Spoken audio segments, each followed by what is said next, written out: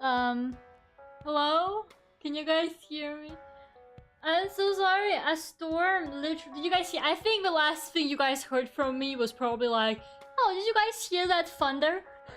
And then my lights went off. And I went to look outside, and there's this huge fucking like storm with rain and everything, and I'm like, what the fuck? And I started trying to restart the Wi-Fi, and while I'm walking around trying to like redo things, and my parents are also trying to like fix shit, it starts hailing. It literally started hailing, and it's August, bruh. Oh, can you guys hear it? You guys maybe can hear it a little bit. You can like, yeah, you guys should be able to hear that. Holy shit. Bruh.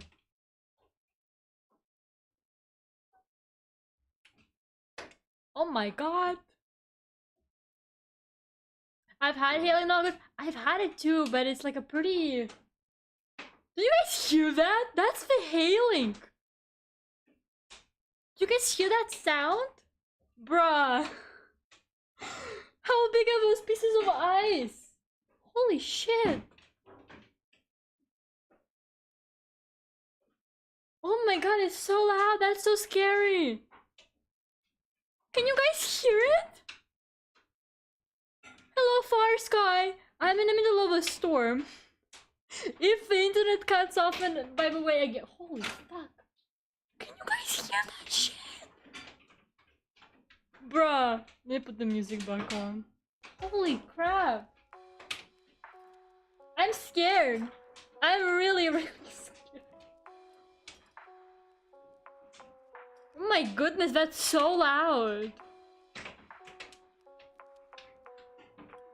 Oh, interesting.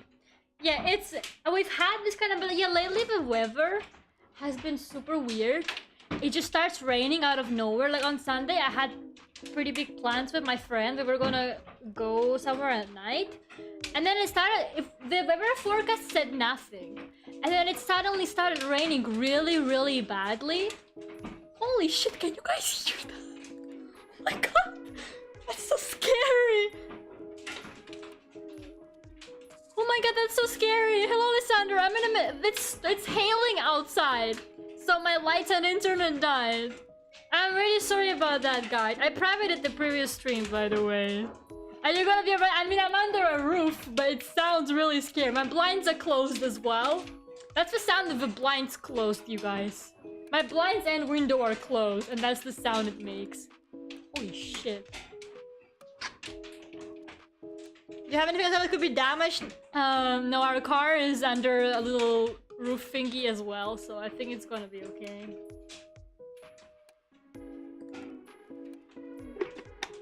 Holy fuck, that's insane. We have not had hail that strong in forever. That's really scary. Holy shit, that's so loud! Wow! Anyways, the chat isn't working. I just realized that on my screen. Let me see if I can fix that.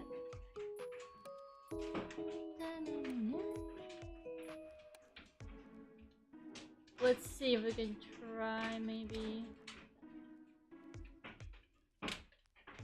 Oh my goodness. Yeah, the chat is not coming back on. I don't know why.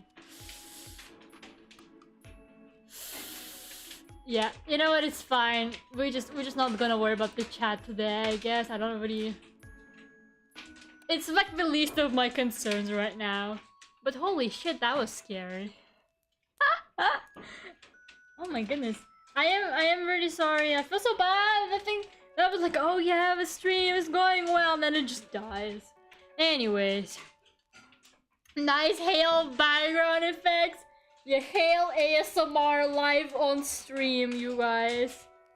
Oh god, that sounds so scary as well. Bro.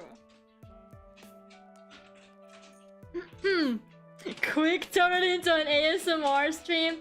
ASMR drawing with hail sound. It's like, you know, some people do rain sounds, but I'm a lot more hardcore than that. Like my ASMR is hardcore ASMR. We don't do rain sounds. That's a little bit, first of all, too basic. Second of all, too relaxing. We do scary storm plus hail sounds here. Now that's the ASMR experience. Oh man. Hardcore ASMR, imagine. Lera's hardcore ASMR, where you're stuck in the middle of the storm. Oh, why the stream keeps freezing? That's part of the immersive experience. It keeps freezing because the internet is also dying and everything because, yeah. It's fucking hailing outside, like, God. I can only think what size the pieces of ice are to make that kind of sound. Like, I don't even wanna imagine it. I hope my mom is not, because my mom went outside to, like, catch the pieces of hail, and, like, I hope she went back in because... that sounds like something that could easily kill you if it falls on your head.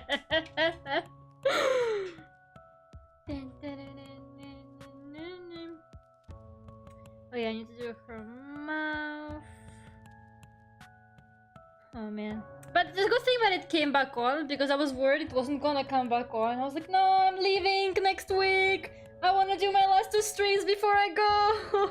I was so sad. I was like, oh no, what if it doesn't come back on? I hope the Friday stream doesn't have anything like that happening, because we're gonna be playing Mario Kart. If most of you who don't know, we're gonna be playing Mario Kart with viewers on Friday. So yeah, if you have Mario Kart 8 on the Switch, you can play. And I really hope that this doesn't happen, whatever is going on out there, because if it happens in the middle of an online game, that's gonna really fucking suck.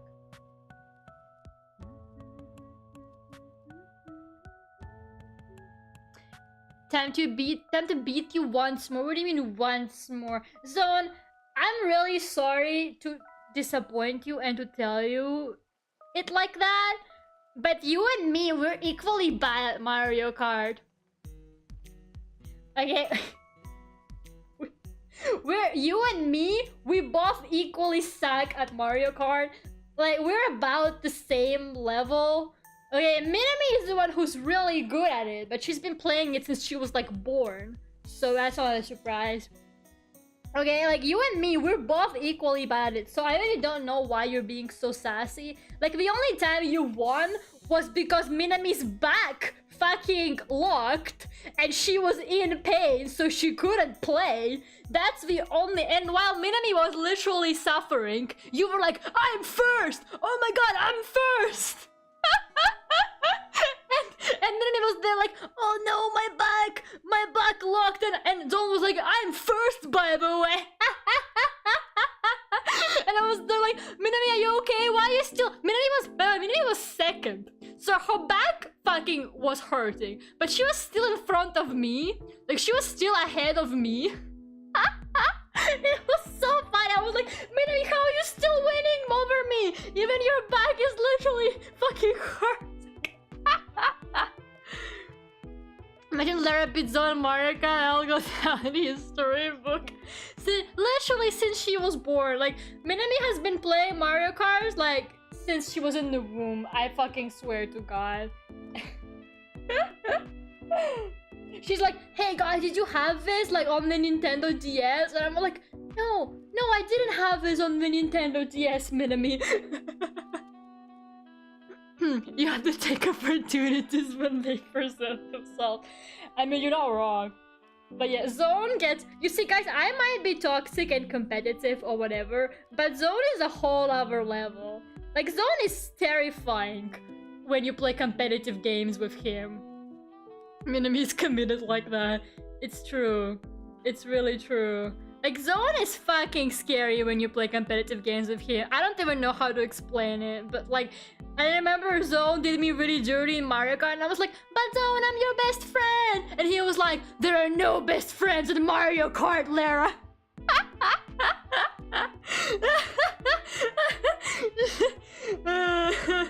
No, I'm not sure.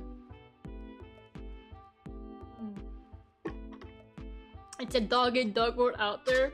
Yes, you did! You literally said that! You were like, yeah, Lara, but this is Mario Kart or something like that. But you were like, there are no friends in Mario Kart, Lara. You literally said that. Don't lie to me. No, that's not what you said. No. That is not what you said. That is not what you said. Stop lying. Bruh. Anyways, Mr. E, do you have Mario Kart? Take your Switch to work. Did you know, Mister? Did you know that on Friday it's take your Switch to work day? It's official. I'm not lying. On Friday it's official take your Switch to work day. It's like in everyone's calendars. So you should take your Switch to work. I have it on GameCube. Do you think it has cross? What is it called when you can play from different platforms? Oh man. It's like I couldn't play Fall Guys with Mr. I mean, I guess Mr. E did play Gartic Phone and Among Us the last few ever days, so we did get to play something with Mr. E. That was nice.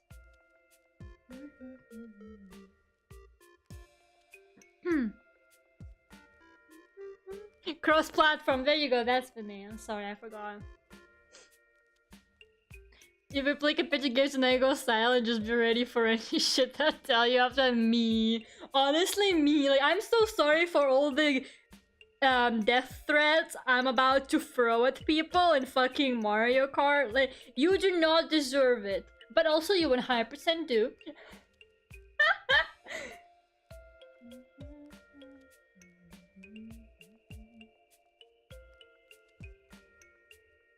Oh well, I just hope we don't get weird weather like we just did. I want the Friday stream to go well. I want to be able to play with you guys before my break. My break probably won't be very long. I'd say 2 weeks max.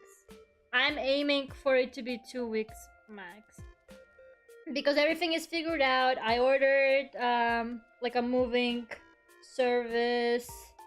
Because I need someone to carry the shit up 4 floors because my new apartment does not have an elevator. So someone needs to fucking carry it. I think I would have moved more or less by myself with just some help from my mom or like nonsense or something if there was an elevator, but there will not be an elevator, so there's absolutely no fucking way in hell I am moving it by myself. And I have my huge computer and my chair as well, so yeah, that shit needs to be carried by someone, and someone it will not be me. So I was like, I'm just gonna pay money for a moving service. So yeah, everything is pretty much planned, so I should not take too long. Like, I'm moving from a fairly small place. I did not have that much stuff. I also brought a lot of things back with me on purpose because I knew that I was going to be moving and I didn't want to have too much stuff that I don't really need, so I brought a lot of things back with me for like every time I traveled back home I would like bring a couple things back. So yeah, hopefully it won't take me too long. I'll be back soon.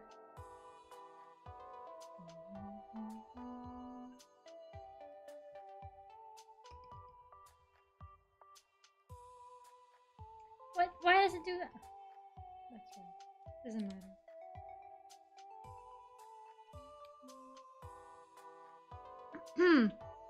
I will break my back for you, Queen. You underestimated my strength and determination. Nonsense. As much as I like you and as much as I think you are a little bit obsessed with me, I would never make you carry something up 4 floors. It would be good exercise. I mean, you're not wrong. Hello, Minami. When I flexed my drawing skills. Your drawing skills were great. I mean, those stickmen were really on point. I gotta say. But yeah. I-K-O-M-E-I-K-O.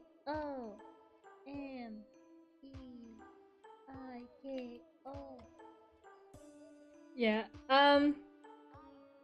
cries. I'm sorry, like, I would never make someone carry something up 4 floors for me. I'm just not that kind of person. I would rather pay people whose job it is to do it.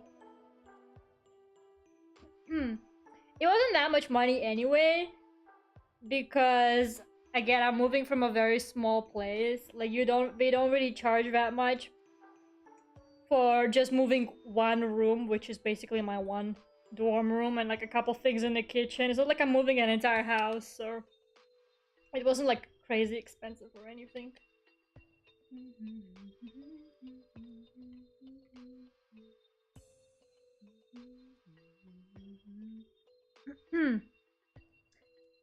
Yeah, bro, got cool controls for PS4. Nice. I have like little Dragon Ball covers on mine, and I don't even like Dragon Ball. I just thought they looked cool. Then I bought them. I'm gonna be honest with you, I didn't even know it was Dragon Ball related. I just thought they looked cute because they had little stars. They were like yellow and had little stars. The little things you put on like the circular parts of the joystick, you know what I mean? Like those. Yeah, and like and then I was like, and people would come to my house and they're like, oh, you got Dragon Balls on your joysticks. And I'd be like, yeah, I got Dragon Balls on my yeah.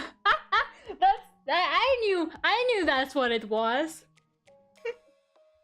I've never seen Dragon Ball in my life. The only knowledge I have of Dragon Ball is that when I was a kid, I would go to this dude's house and he had a PlayStation 2, I think, or maybe 3, I'm not sure, but an old PlayStation. And he had a Dragon Ball fighting game. And yeah, I always played that with him, and he would always win me because he was older than me as well. So he would always completely destroy me in that Dragon Ball game. But like, we didn't really have anything else to do, so we just kept playing it. And I guess he enjoyed beating my ass in it every single time, so it was fine. And then apparently, okay, now, listen to me. Listen to me.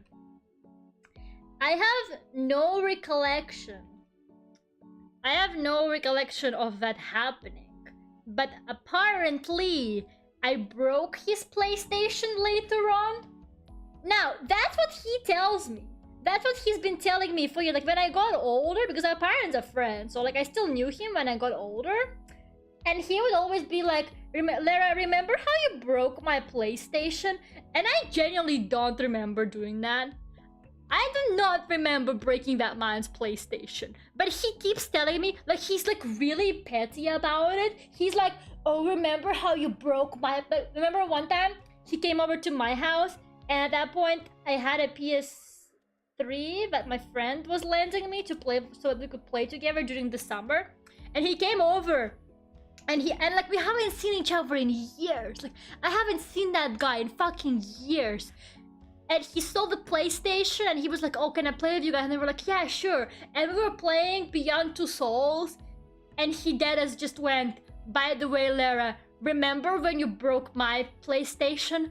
And I was like, no, I literally do not. I don't remember breaking his PlayStation. I don't remember that happening. I'm sure I would have remembered if I broke a PlayStation, because surely he would have gotten really angry at me or like upset, but I don't remember anything like that happening. So he literally keeps shaming me for breaking his PlayStation, and I have no recollection of that happening like whatsoever.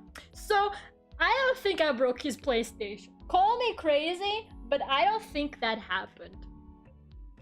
You should have told him to get the fuck out. I can't. His parents are friends. His parents are friends with my parents. Can I play Clannad? I like Clannad the anime, but I never played the novels. I probably would not play it on stream because visual novels are a bit boring to watch. Gaslight Gatekeep Girl Boss. Sounds like BS to me. Wait, me breaking the PlayStation? As in like him... I'm sure... No, he was lying. I'm sure he was lying. Play more like Reed. I mean, isn't Clannad like fully voiced as well? So there really would not be much to even read. I do love Clannad. I don't know about the games because I have not played them. But the anime used to be my favorite romance anime ever. I'm not that into romance, and they don't really make much romance that's good these days as well. But back in the day, makes me sad. Game, it's a masterpiece. I'm sure. Yeah, I'm sure. I've heard good things about the game. The anime was definitely very, very good. It was my favorite anime for the longest time. Like, Clannad genuinely was my obsession for a very long time. I'm obsessed with dangos to this day. I was very disappointed when I finally got to actually eat a dango, because I heard about them from Clannad and, you know, the song and everything, and I was so excited to try dangos. And then one time I actually got an opportunity to have like dangos for real. I was so excited. I was like, oh my god, I'm gonna try dangos. And I felt really like underwhelmed. I didn't really like them. That makes me so sad. I really wanted to love dangos. Dangos are very bland. Yeah, I think they're meant to be eaten with like a sauce or like something like that. But yeah, other than that, I mean, isn't it just like a rice flour or something like that? It's kind of like what's outside a mochi, or at least that's what it reminded me of. So it's like a mochi, but it has no feeling. Like, that's how it felt. Like, it's a mochi with no feeling. I heard that Canon is good, but I actually have not seen an anime nor played the games. Like, one of those, but I haven't touched yet. My personal favorite from the studio is Air. I really love Air. I don't know why. I do love Clannad, but for some reason lately Air I've been liking a lot more. Although I like them both a lot, but I don't know, there's just something about Air that I've really liked lately. I don't really know how to explain it, but my favorite sort of shift from Clannad to Air. You like Air? Air is pretty windy. You wanna play the ENVtuber advanced anime? Is that canon? Man, I probably should watch canon because I think I've seen everything from that studio that they made an adaptation of, except for canon. Because I've seen Angel Beats, I've seen Air, I've seen Clannad. I think I might be missing canon.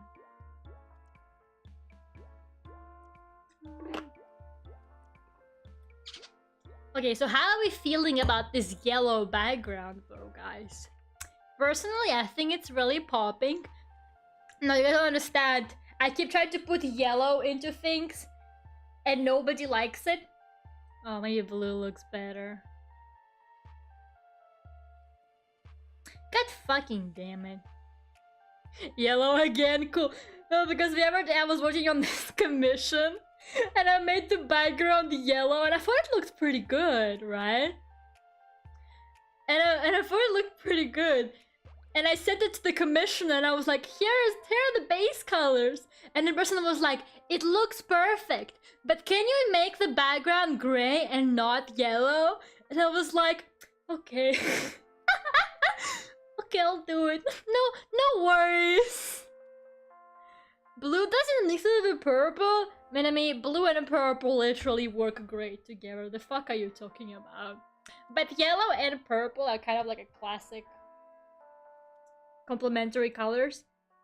Maybe I will make it yellow. I think yellow with a circle. Maybe without the circle, I don't really like it, but I think with the circle it looks pretty good. Yellow and purple Joy-Cons? Yeah, I get. Because yeah, those are like very good kind of contrasting colors. They work together. Blue is worse. I mean, it's my favorite color. Really? I thought blue looked pretty good. What about pink? Let's try pink real quick. Ooh, I think pink looks really nice. You don't like yellow and purple? I already like yellow and purple. I think pink looks nice. Maybe pink. Since she has pink elements in her outfit, so it's sort of... I think it works. I think I make it a bit lighter pink. Yeah, I think lighter pink looks better. pink is popping up. Yeah, I think pink is good. Let's go with pink. And it's gonna look nice little colorful elements I'm gonna add at the end, maybe. Alright, we're like very late because of my internet issue, but I'm gonna start shading now. Maybe I won't finish it today, since unfortunately I got held back quite a bit because of a storm killing the stream. But oh well. This isn't very complicated lighting or anything, well, so maybe I'll finish it. We'll see.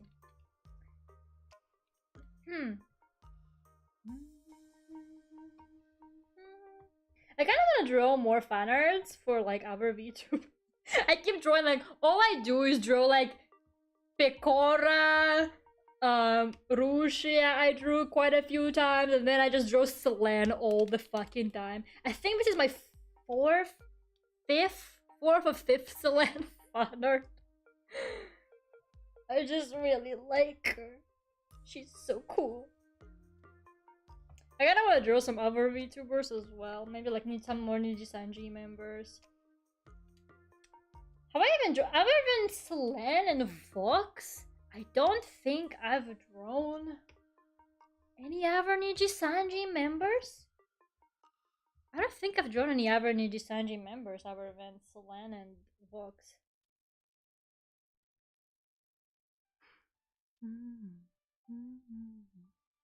I almost got a crown in Fall Guys today.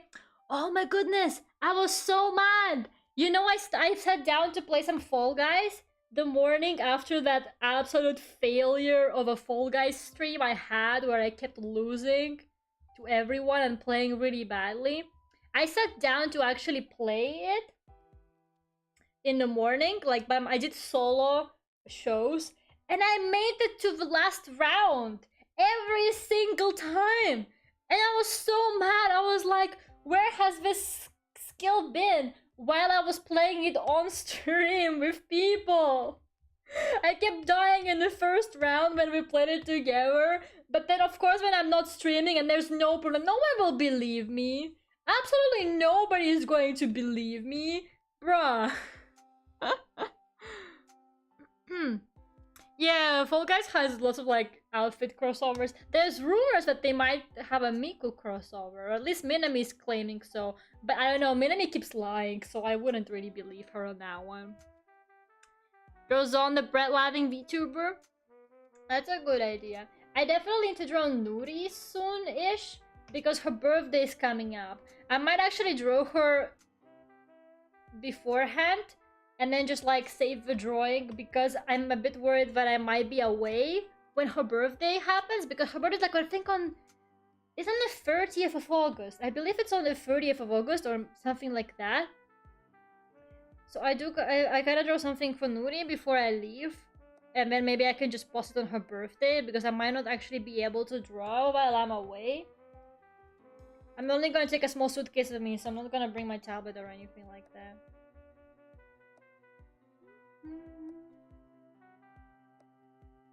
The leaks showed, and the leaks I saw before all came true. Interesting. Maybe it's an apple loving bunny VTuber. Send me the Twitter or something, Lucas. Maybe we can have them as one of our fashion victims in the future for Sailor Taylor. I think my next Sailor Taylor victim is going to be Lucy. Because yeah, I want to do a design for Lucy. I wanted to for a while, so I might do Lucy next. But yeah, Sailor Taylor is not happening for a while, unfortunately. Definitely not until like September, October, until I'm on a good setup that works properly.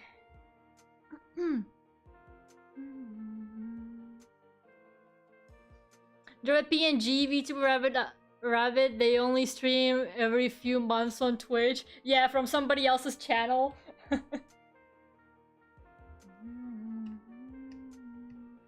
You know, guys, Minami lied to me again. She said she was gonna DM me about a model, and then she didn't. The only time I managed to get to the final round in Fall Guys was when repeating Miku. Well, you found it. You found how to win at Fall Guys. You just have to be like, Miku dayo. Miku. Oh my god, what if they make a Miku dayo Fall Guy outfit? If they actually make a Miku dayo Fall Guy outfit, I might wail on it. I'm gonna be like, okay, emergency commissions, everyone. I'm gonna be like, guys, I'm opening emergency commissions because I wanna buy the Miku dayo Fall Guys outfit.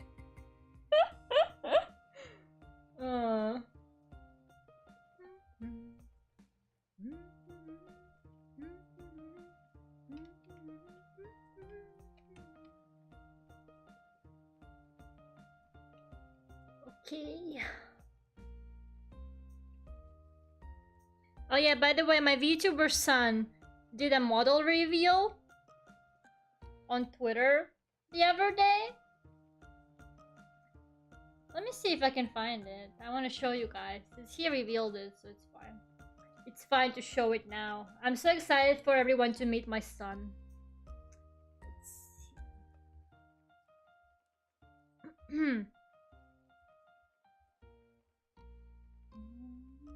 Yeah, I think he still has to reveal the ponytail version.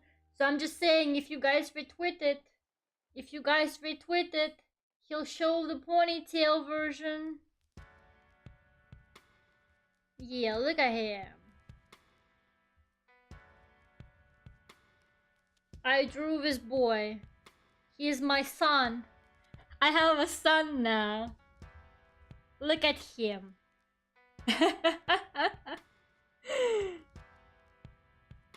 He's a free quarters son. Yeah, I think he needs like a few more likes to reveal the ponytail, version. So I'm just saying, wink, wink, wink. But yeah, I'm not the one rigging him. I think someone else is gonna be rigging him. So yeah, I don't know when the rig is going to be ready, but I just finished the model itself a couple, I think like a week ago or something I finished the model. But yeah. You know, I've been trying to sneak some yellow into his design as well. I guess I could show the concepts now that it's revealed, so it's fine. But yeah, I drew him and I was like, hey, look at this sick yellow we can add to the design. And they were like, because it was him and his fiance who were like talking to me. And they were like, yeah, we like the third one, which is the one with no yellow. And I was like, okay. And then I was like, here are some variations of the third one. And I added more yellow. I was like, can he have yellow socks, please? And they were like, we like B the most. So again, the one with no yellow. I was so sad. I was like, why can't I have my yellow? Why can't I add yellow to my son? They really said no yellow. They were like, no yellow, no yellow for him.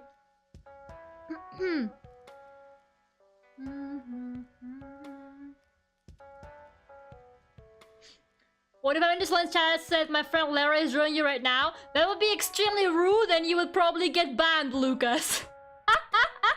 That would be very, very rude and you would probably get banned. Because it's against most VTubers chat rules to talk about our VTubers in their chat. And also it's very rude to try and advertise on our stream in general. I gotta go soon, my phone is on 3%. Okay, Mochi! It would probably be fine. It would not be fine. It would be extremely rude and against the rules. So do not ever do that, guys. Oh my god, let's raid someone!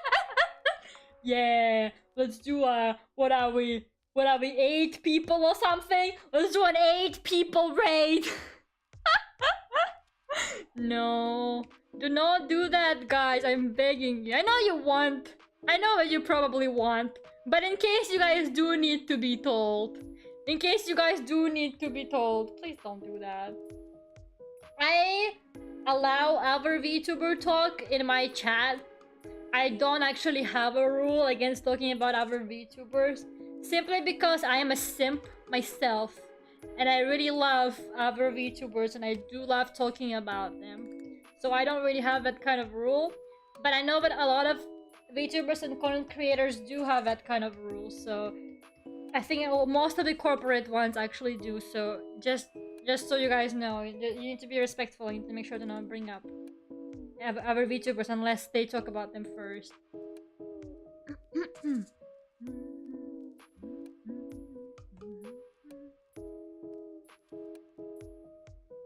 Oh man, she's turning out so cute. I love her. Super baby. I'm so happy that she's at 500k. I cannot wait for her. She deserves to have like 10 million by now, to be completely honest with you. But you know, we'll get there. One day the Dragoons will be in the millions.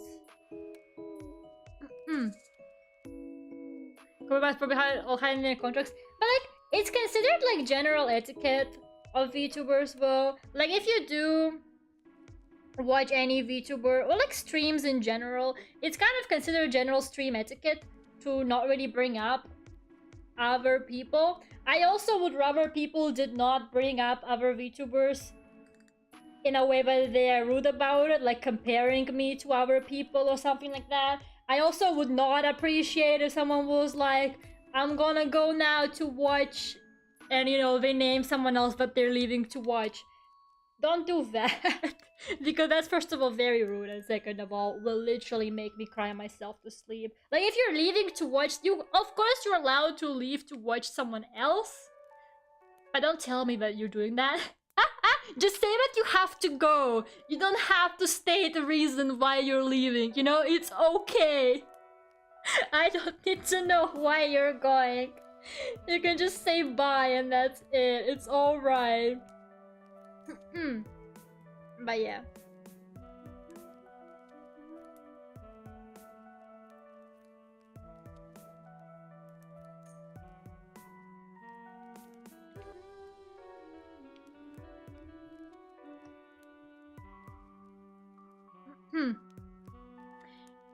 Yeah, I feel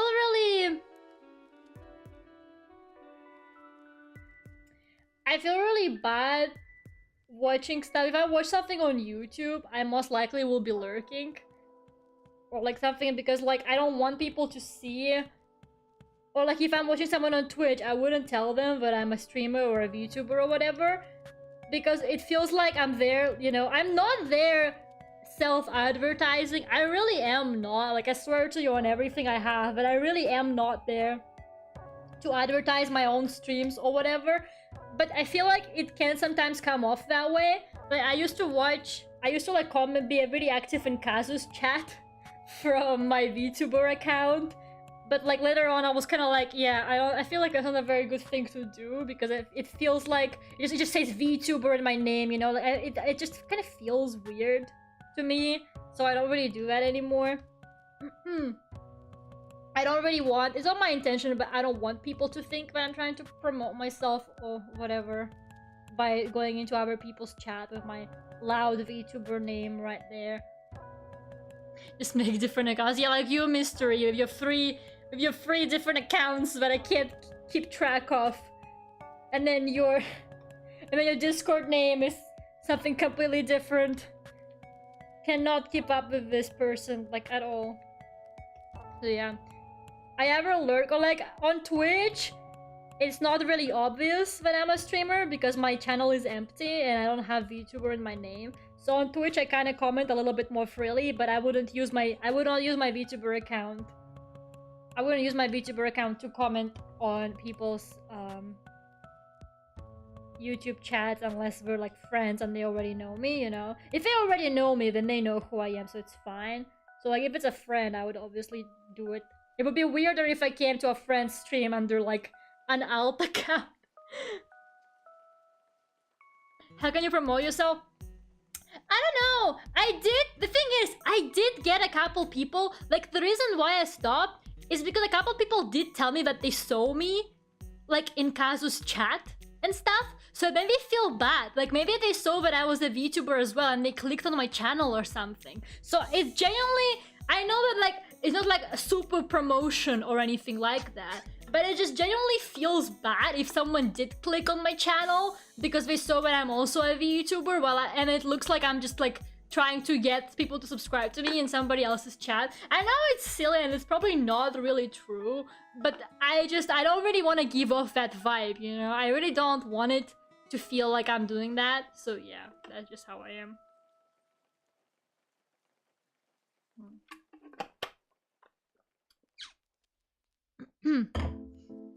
I felt weird at first going around to people's Twitch channels with my real name and the username, and then I stopped caring.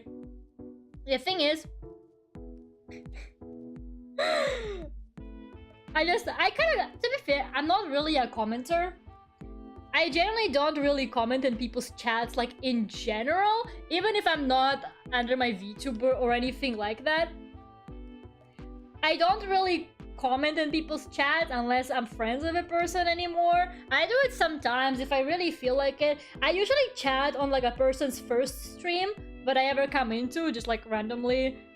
But then after that, I will mostly lurk. Like I usually just kind of like say hi, and then I like say hi to the person, and then I just don't say anything else.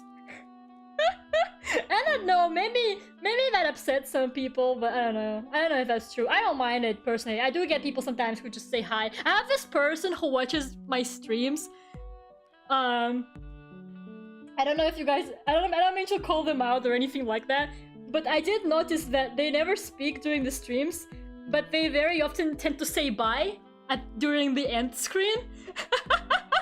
And I find that really sweet that they just say bye at the end, even though they haven't been speaking the entire stream.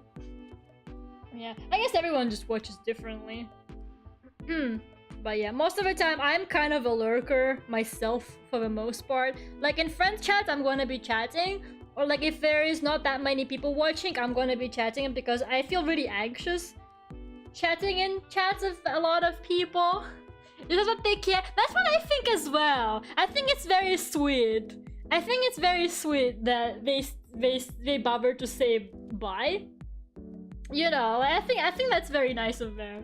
It's just, I just remember the first time I saw it, I was like, no, who's this person? Why are they saying bye and I didn't say hi to them? Maybe I missed their message. But then I realized that I don't think they ever message at all. They kind of just say bye and that's it. That's what I gathered at least. Just be friends with everybody when they promote you themselves when they see you in chat. Yeah, but I'm not gonna be friends with other VTubers again. That's a shitty thing to do as well. I know that networking is great and all that, but I would not be friends with other VTubers just so that they promote me either. That's kind of fucked up, man. I feel like it's kind of like a thing. A lot of VTubers, especially like on Twitter, they do those like, you know, networking threads or whatever, where they're like, oh, let's like promote each other, but they really just do that to get lots of engagement on their own posts. There's just so many of those like posts that make it look like they're genuinely looking for like mutuals or whatever. But in reality, they just want to have like lots of engagement so that their post blows up and people follow them. I mean, it depends. Recently, I have become a bit more active in bigger streams. Yeah, you see, for example, I would never fucking message something like a Niji-sanji or a Hololive stream, which is kind of silly because Niji-sanji and Hololive streams, it feels like speaking into nothingness. Like, there's absolutely no way anyone will even see your message because the chat zooms so quickly. So technically, shouldn't you feel more comfortable talking in a big stream? But for some reason, that's not how it works for me. If I'm talking, I will probably be talking in a very small stream.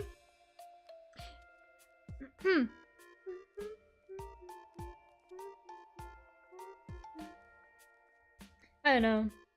It's weird. I really do think it's weird because maybe I'm just like overthinking it, but I just really don't want people to think that I have some kind of ulterior motives when I try to like speak to people or come into their chats or try to be friends with them or whatever, you know, like sometimes I'm even like I feel bad for coming into my friends' chats because it feels to me because sometimes I just don't really have time to come into people's chats or like I miss streams and stuff like that. But then they come into my stream, right? And then it makes me feel like, oh, what if they think that I came to their stream today only because they came to my stream like the other day, so now I feel bad or like whatever. Like I overthink everything. I really do overthink everything, which is why I was like, you know what? I'm just gonna lurk. I'm just gonna lurk in most chats because I really don't want people to think that I'm like doing something weird or whatever. Like I really am not, but I overthink so much.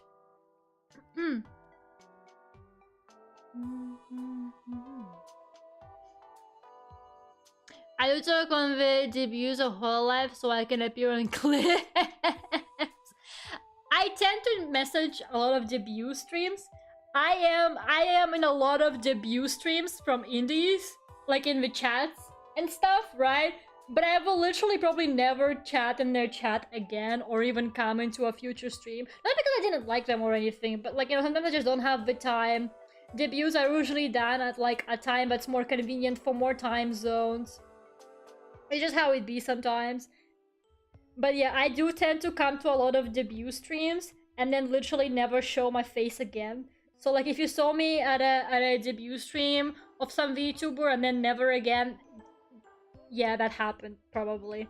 Because I think my debuts are the kind of things that you should really try and support. A lot of people tend to come to debut streams just because, you know, out of support and stuff like that, but then it might not always work out. People generally tend to come to special event streams in general, kind of more often than to more casual streams. It's something that I noticed with my own streams. Like people have more of a tendency to come to streams that you know, things like anniversary celebrations, reveals of different things, you know, I don't know, milestone celebrations, stuff like that. People try to make time for things like special streams where viewers can get engaged with it. Like, you know, some things like my Russian learning streams. Like anything that like kind of involves the audience is a lot more popular than just like casual streams where it's just me doing something. Or at least that's just something that I noticed. I don't know. I'm more chatty smaller streams since you can reply to other people in the chat in a time frame that works. The larger ones, I don't, since it goes into the industry. Yeah, like exactly, like in bigger chats, I honestly don't even know because sometimes I genuinely see big streamers like, you know, Ninja Sanji or Whole Life. They pick out random messages from chat and they read them, and I'm like, how? Like what? Like, you know, what made you focus? Because the chat zooms so quickly. I really do wonder what makes them focus on that one specific. Maybe I just happened to see that one message at that specific moment. Who knows? I honestly don't know. Like, I sometimes miss someone say hi to me. I'm pretty sure last time Faith came into my chat, I did not see Faith's message. I did not say hi to Faith, and I've been feeling bad about that ever since then. I don't think I've seen Faith after that. I'm like, I missed like one person say hi to me, and I'm like, that's it. I have failed. I have failed everyone in my chat. Oh man. So I really don't know how big VTubers like manage to pick out stuff that people send them. They do tend to read super chat messages. Like if you want your message to definitely be read out, even during the stream, like sometimes they even read them after, not after, but like during the stream, if someone sends a super chat that's like relevant or whatever. So yeah.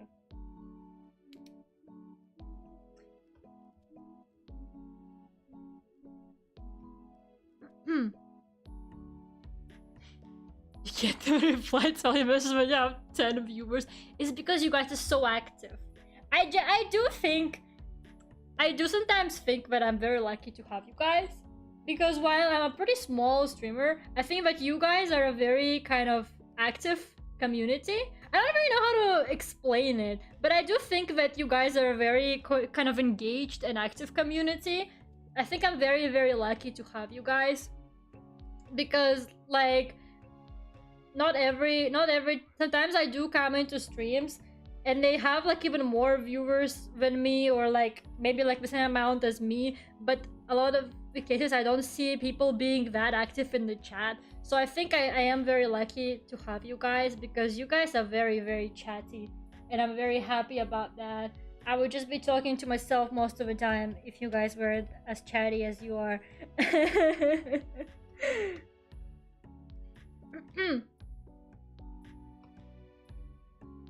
But also, I just want to clarify that I am not against lurkers at all. I do think that lurking is 100% valid. Like, sometimes you just don't want to talk, man. Sometimes a lot of people consume streams very passively, and that's 100% okay. I'm not throwing shade at anyone who doesn't talk in the chat. Like, that's 100% fine. But I am grateful that people take their time to chat to me while I stream. It does really help me.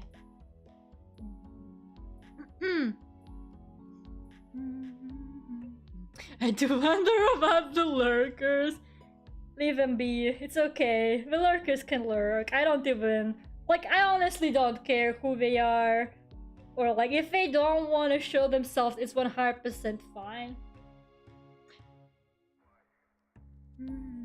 I kind of get it. Like, I have horrible... As someone with horrible social anxiety, I understand.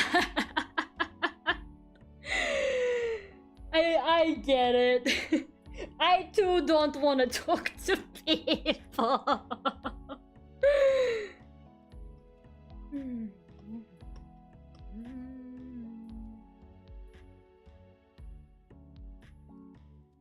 Okay.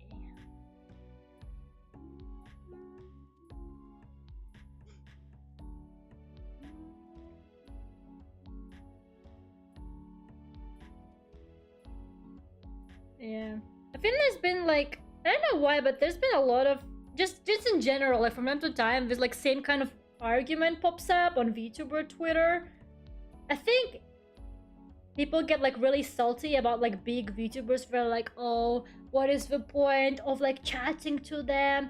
You should watch like small Vtubers instead, because they will actually chat to you. And I'm like, bro, who the fuck cares? Like, some people don't mind the fact that, like, I know that some people do watch streams to have that interaction, and that's 100% okay.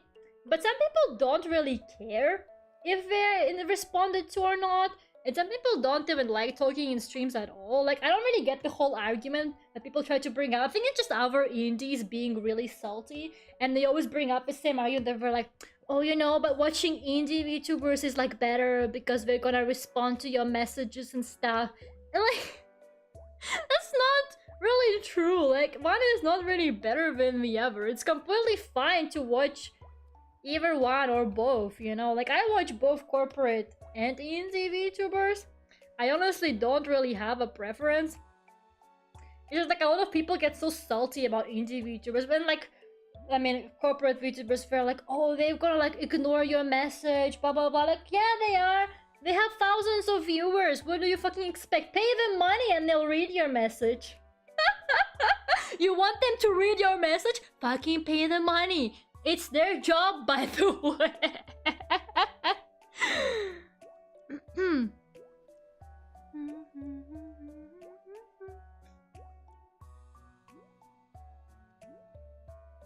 I do talk a lot more. I do. My streams are probably like the most of me talking. Like, I don't even talk that much when I'm in voice chat with people. Yeah, I think some people do like to watch people just for like the point of like socializing on stream, but it's not like everybody wants that. Like, some people genuinely fucking villainize corporate VTubers, like, oh, you know, they're never gonna read your message. Who is like, why do you care about them? Like, bruh, Selen doesn't know I exist. But if she asked me to give her my kidneys, I would do it. Okay? She doesn't know me. She doesn't know that I'm out there. But if she came out to me and she was like, Lera, I need your kidneys, I'm gonna be like, here you go, queen. I don't know. I watch more from a personality or like what I like about the streamer or maybe the game that they're playing or the content or whatever, rather than whether they're gonna see my message or not. Like some people are so salty for no fucking reason. Clip sent it to Selen. What did I say about sending things to Selen? What did I say about sending things to Selen? She talks along and play Mario Kart. It's not the kind of talking I want to be remembered for. Okay, but yesterday though, in voice chat, I was just minding my own business. I was just kind of drawing quietly. You see, I was on a mission. I was drawing Kagamina Land as a whore. I was on a mission to make Kagamina Land. I was yassifying Kagamina Land really badly. Meanwhile, so Minami and Zone were playing as a what? I'm gonna show you. He looks great. Look at him. Look at him.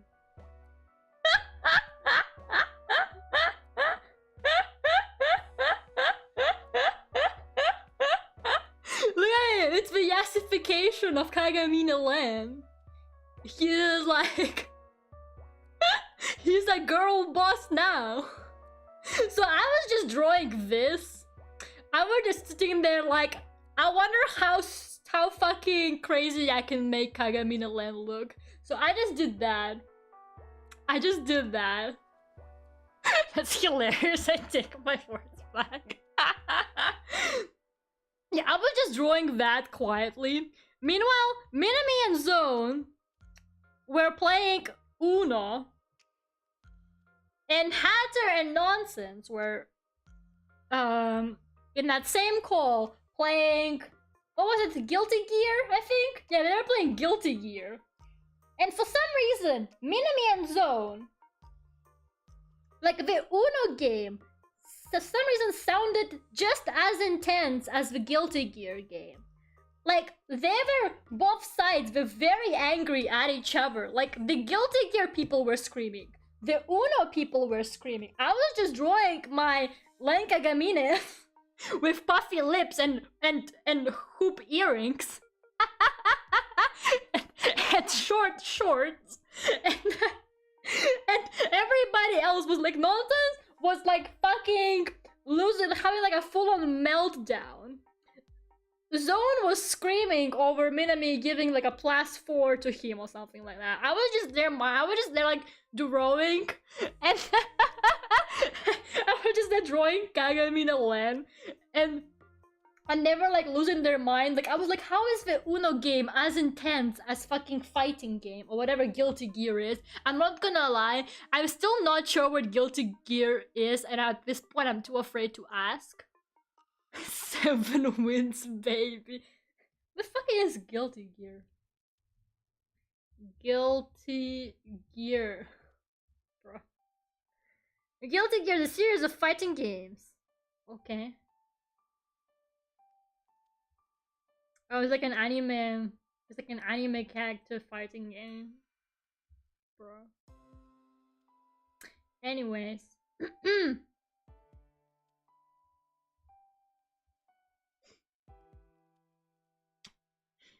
Yeah, it's a fighting game. Yeah, I don't really play fighting games. There's one fighting game that I would play, but I don't want to spend money on it. And I also don't want to reveal why I want to play. But there's one out there. Although the only one time I did play a fighting game was I was at somebody's house. Right? And, yeah, we were basically like, she had Mortal Kombat or whatever on her PlayStation. She was like, do you guys want to play Mortal Kombat? And I've never played Mortal Kombat in my fucking life. And somehow I managed to beat everyone in the room. I was just pressing random buttons. And for some reason, I was winning against like everyone. I was like, wow, these people really like never held a controller in their hands before. Like, how am I winning at this game? I never played it in my life.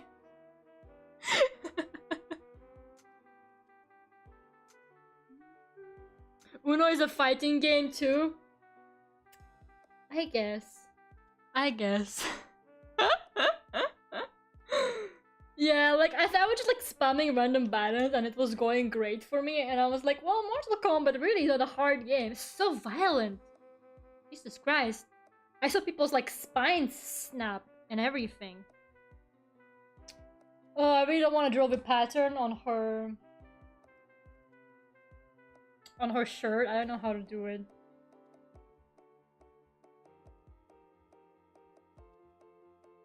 It's like a weird squared pattern, but like fades out.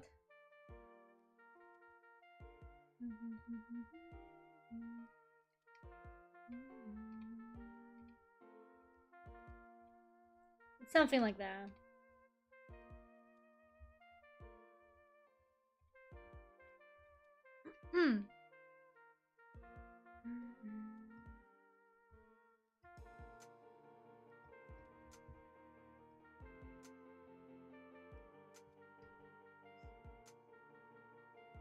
Fighting games have pretty ladies. I just like the design. Yeah, fighting games usually have really good characters, don't they? What's the one with it's one I watch Haya play a lot. He really likes it. What is it called? It's not Street Fighter. It's the one of like the really cool demon lady, and then there's this cat lady called Felicia or something, and there's two cute demon girls or like vampire girls, whatever, and there's this cool vampire dude in it as well. What the fuck is it called? It completely left my mind. Darkstalkers. It's called Darkstalkers, I think. Right? I think so. Yeah, Darkstalkers. And it has this adorable fucking character called BB Hood. I would do anything for BB Hood, you guys. The way she looks, adorable and innocent, like a little Red Riding Hood, and then she just like gets out a rifle or something. What a fucking girl boss. Like, if she's not the definition of a girl boss, I don't know who is. I would do anything for BB Hood. She's so cool. I love her. And there's like this vampire guy in it as well. I think his name is... What is his name? Not Victor, is it? Is it Vlad? No. Maybe it is Victor. Yeah, I don't remember any of the names. I'm so sorry. But I know there's like a... Dmitri! It's Dmitri.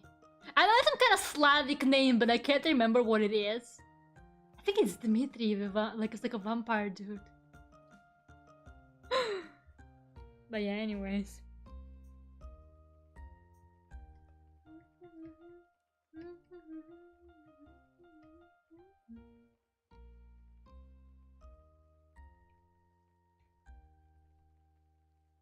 Yeah.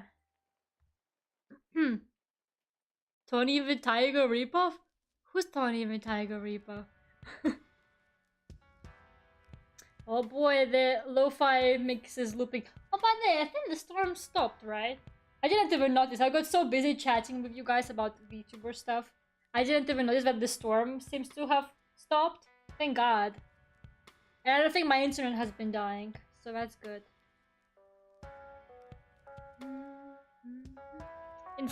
Incineroar. I don't know who that is. Incineroar. That's a Pokemon!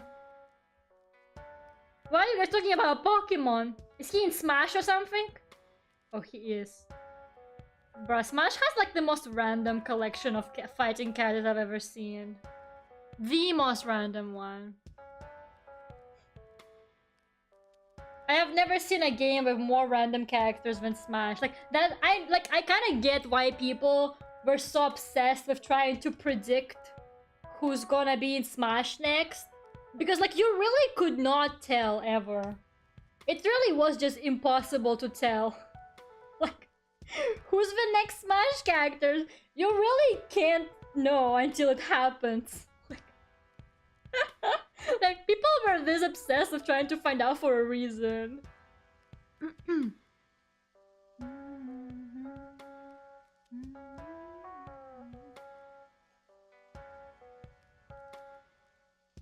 If you're taking a streaming break, now you lose all your social abilities again.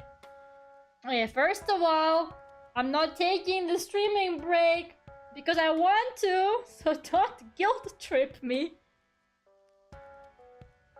And second of all, I'll be fine.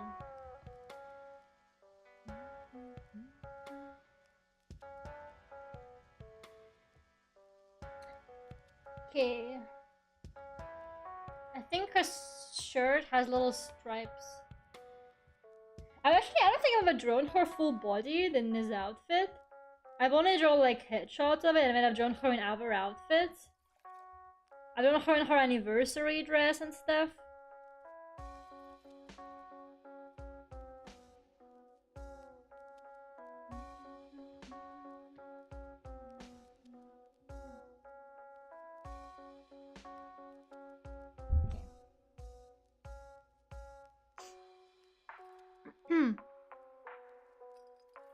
It's all because Mr. Sakurai wanted all those characters in, so I've been like fully decided on by the creator of the game. So like, did no one else have an input? Were they not putting like just famous characters or something? Was it like fully decided by somebody else? That's pretty cool.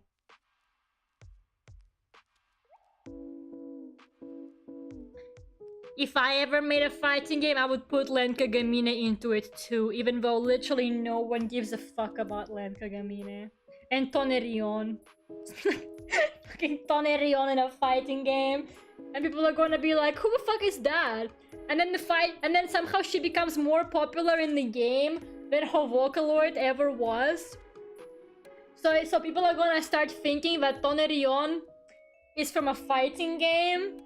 It's like how people now think that Miku and Len and stuff are from Project Sakai, even though they really aren't. And they never were.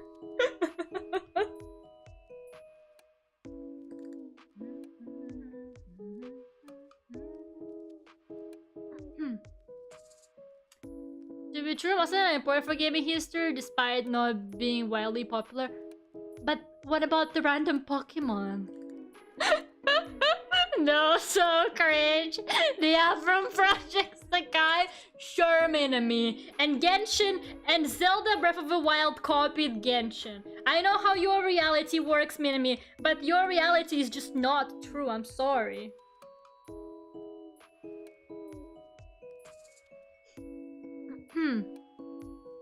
What are you saying? I know Hatsune Miku is from an anime? Yeah, just anime in general.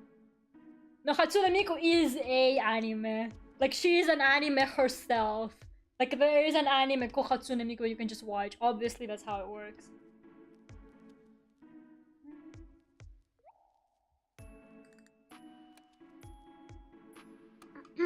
Hello, Saras! What kind of nerd?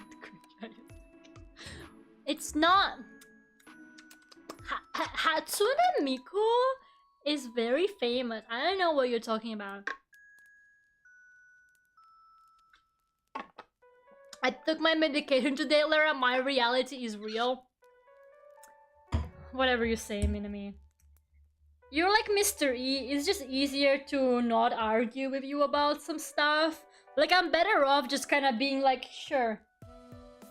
Rather than actually arguing with you, because like I'm not gonna win the argument anyway because you're so stubborn. I'm only gonna end up wasting my time. Arguing with Minami is like arguing with someone on Twitter. You're just never gonna win that one. So stop wasting your time.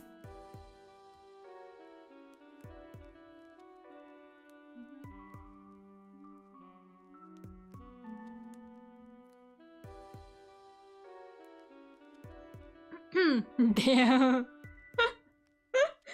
I'm sorry for speaking the truth. It's just how it is, Minami.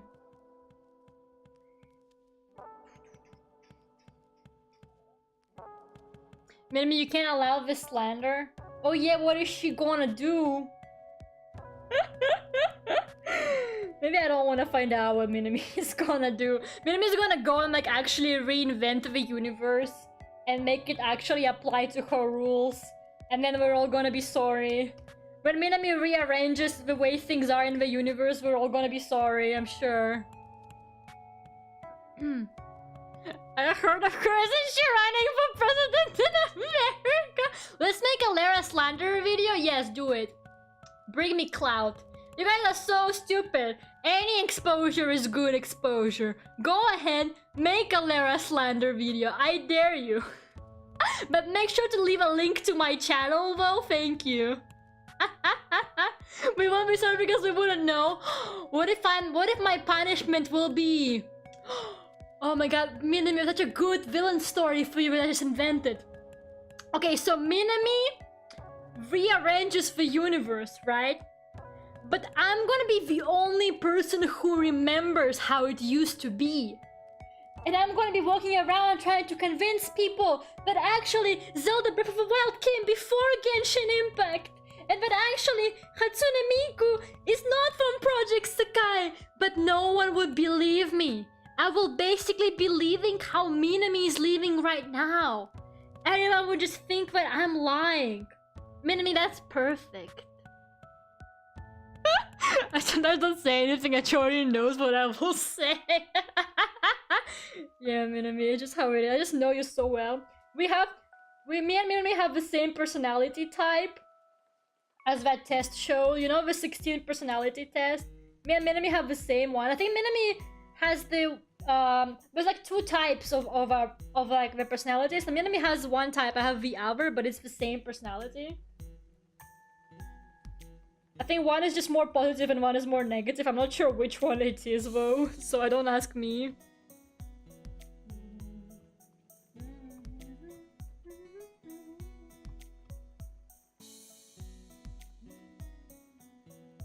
Gotta draw that sexy dragon tail for my queen. When I took that test, the site crashed. I have no personality. No! But your personality is so strong. The test was like, what the fuck? You probably have a new type of personality that they haven't discovered yet, Lysander. So the site literally died because it was like, what the fuck? We don't have a personality to match yours. You're like a new 17th personality, is what I believe.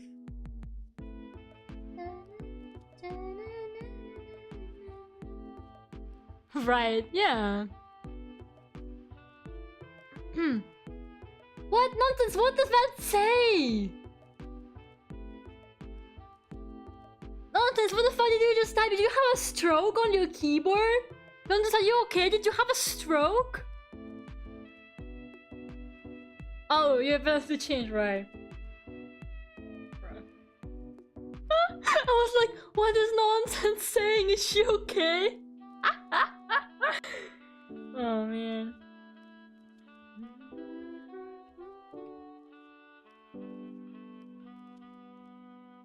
Oh yeah, actually, there's been some like the drama, I guess, but I guess discussion on the art Twitter around like Twitter artists about something.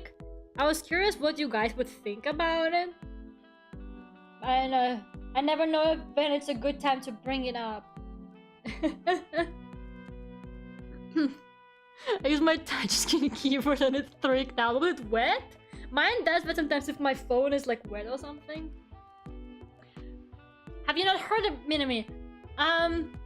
Apparently, basically there's a new AI that can create artwork that looks 100% man-made.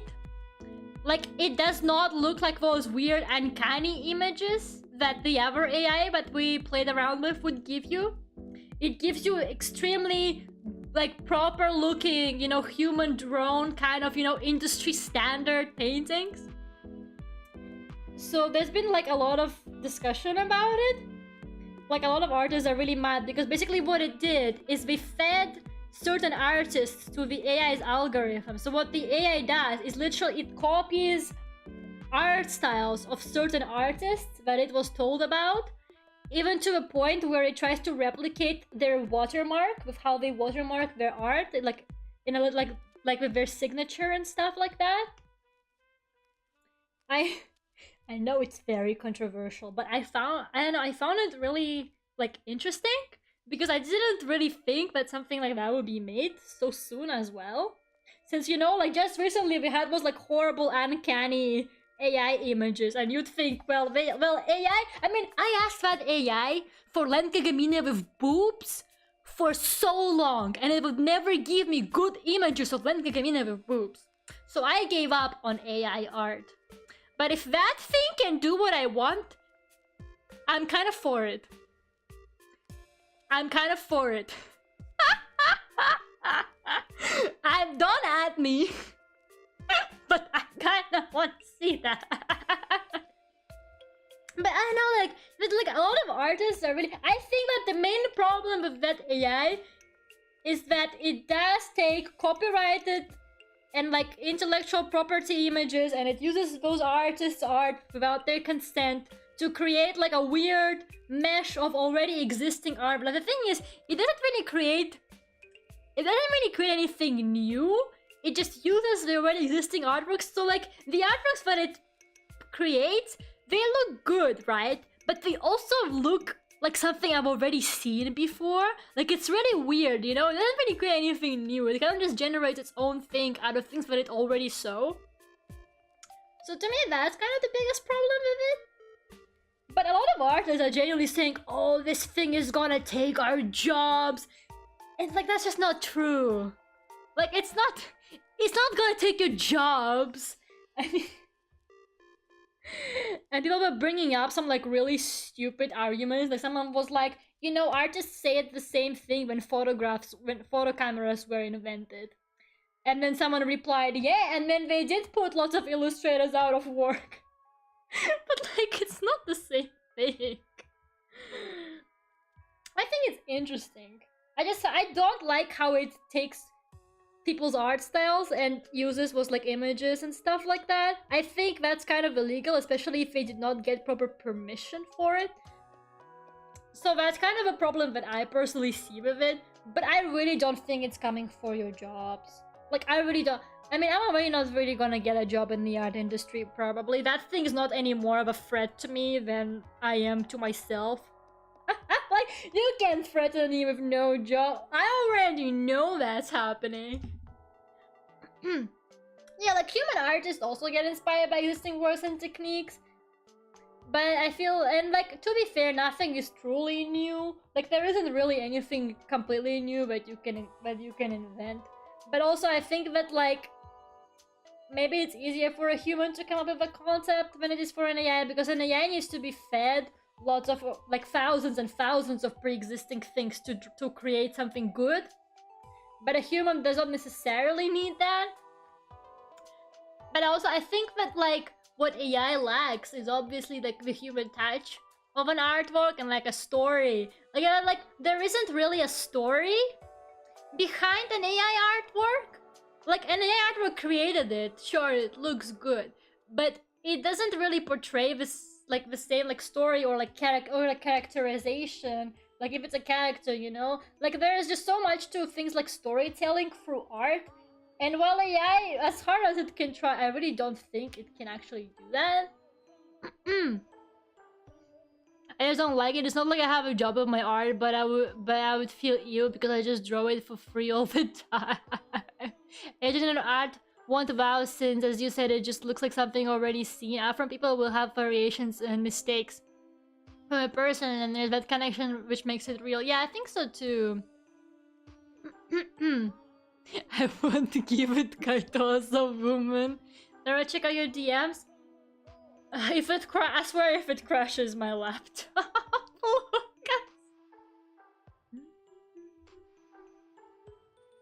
What is it? Lera and Kagamine Len. Why? Why just send me that? Is the Lera slander starting already? Wait, why do I have so many? What did I do? Why do I have so many notifications? Bro, I'm gonna close everything. I don't want my laptop to die. I think brainstorming some new stuff using AI is good as long as human is behind it. I do think that an AI can maybe come up with some really quick concepts that you can then work with. Like, I think that it can be beneficial to some degree. I really don't think it's gonna take people's jobs. Like, I honestly don't believe in that. Or at least not anytime soon, you know? I think it's also, you gotta think that it's probably a really good solution for someone who, for example, needs some quick concept art. Like, you know, for example, what if you're a game designer and you need like concept art, like some kind of basic design, or like, I don't know, a background. Whoopsie, doopsie, I'm not clipped at all. But like, you just don't have money to pay an artist. Or like, maybe you want like a base that you can then give an artist to work with. Like, you know, you never really know. I don't think that it's something that should completely be banned, but I do think that certain rules need to be made about it. Like, I don't think that they should just be feeding an algorithm people's artworks and then make it like, if someone made an AI but replicates my art style without my permission, I would probably be angry, you know? Because, like, I did not agree to that. And yeah, I think it's just shitty to do that without proper permission. But you know, if someone doesn't mind, why the hell not?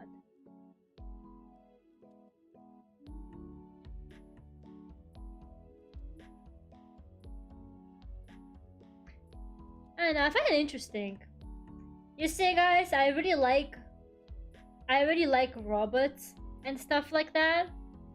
I really enjoy stories like Chobbits and Plastic Memories and Detroit about robots of human emotions. So whatever can bring us one step closer to me having a cute anime robot waifu, I'll take it. I'll take it. Can I have permission to draw like you slowly build an empire? You're not an AI, Minimi. Exactly, I want to marry a robot. I want to marry a robot so bad. To be fair, I remember there was a scene in Detroit where you can make Marcus draw, and he draws like absolute masterpieces and like emotional, you know, things of a story based on his own memories and feelings in seconds. And Carl just goes, oh my god. Oh my god. That's me. When am I gonna have my robot waifu? Even if the plot twist is the same as in Plastic Memories, I don't mind. At least for a few years, can I have my robot waifu, please? Did you like the Lera slander? Yeah. I loved it, thank you. Okay, these are her socks.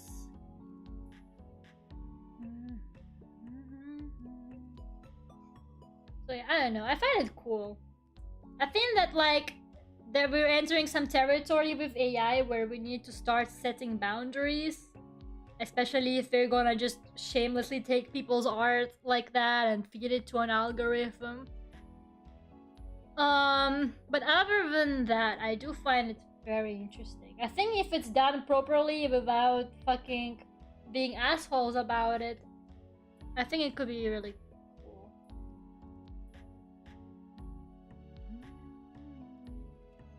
It's only the beginning? Okay, that's fine. Simp? Okay. Your point. My robot wife and I slowly get older and she lives with my memories. Oh man. I think it's fine as long as you don't sell the stuff that AI produces. That is kind of true, I guess. Yeah, I guess that's kind of true. I think it shouldn't probably be used for commercial purposes. But then I don't know. If AI's terms of service says that you can use it commercially, maybe then you can use it commercially. Who knows? Maybe if it's like a paid AI, who knows? I don't know, I feel like it's a really weird gray area. I'm kind of interested in it, to be completely honest. You're back, okay. The future nears where Lera gets a Lera rap. The stream for her. Yeah, I'm gonna be like Kizuna Ai. I'm just gonna get myself clones but have the same voice and same accent. And you guys won't even tell the difference.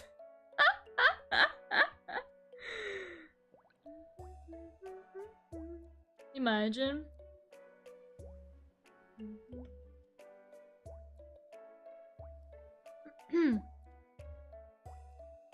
Why would you want to marry Mark Zuckerberg? You're right, you're right. Fictional stuff like Dune where AI was banned because it revolted versus humans and caused lots of horrible stuff. Really? I don't actually know the plot of Dune. I heard some really mixed opinions about it, so I never really, like, got into it. Like, from things I've heard, people either, like, loved it and went to see it twice or fell asleep in the cinema. There was, like, no in between. Those are the only two opinions I've heard.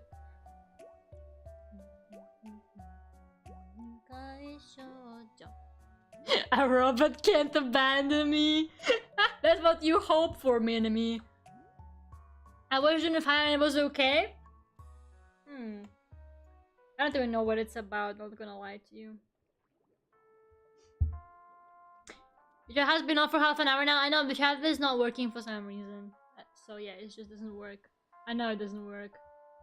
I can try doing something to it again, but I don't know, it doesn't seem to even reload. Might need to just restart OBS and stuff like that. Hopefully it will work next time.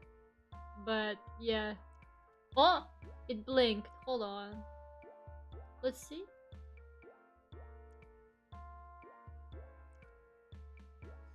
Let's see if it comes back. But I don't think it will. It's been kind of weird. I'm not really into that sort of sci-fi, but the setting and world building was cool. The movie was mid. I was about the books and world building in general. I see. I've been watching like a weird amount of sci-fi content.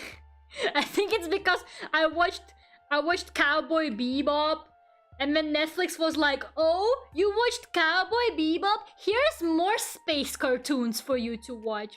So I'm actually watching Final Space together with my mom right now because she likes science fiction, like space stuff in general a lot. So I was like, maybe mom will like it. So I told her, do you want to watch it together? So we've been watching Final Space together.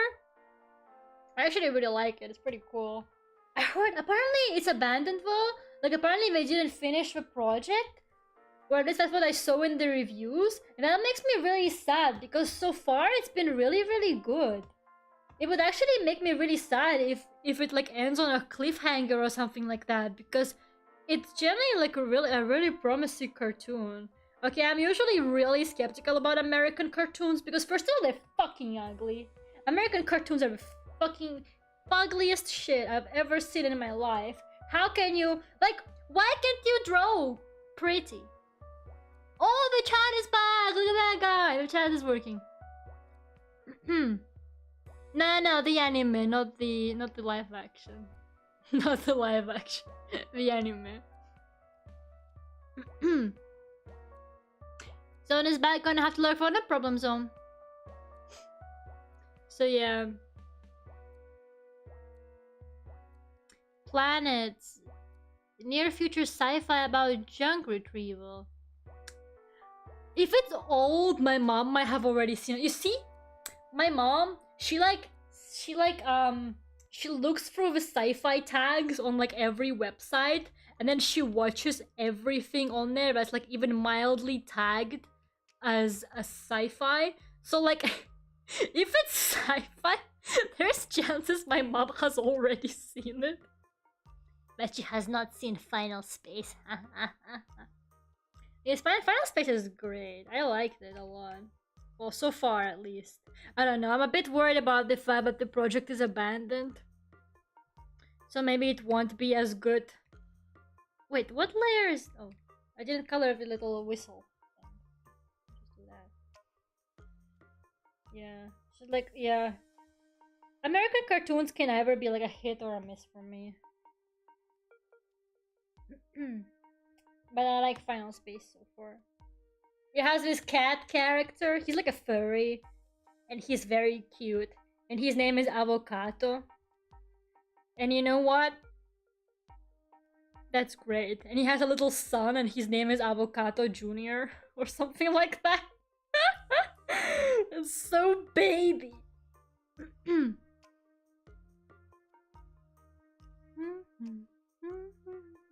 Leiji Matsumoto staff is worth checking for sure. Is that the Cowboy Bebop person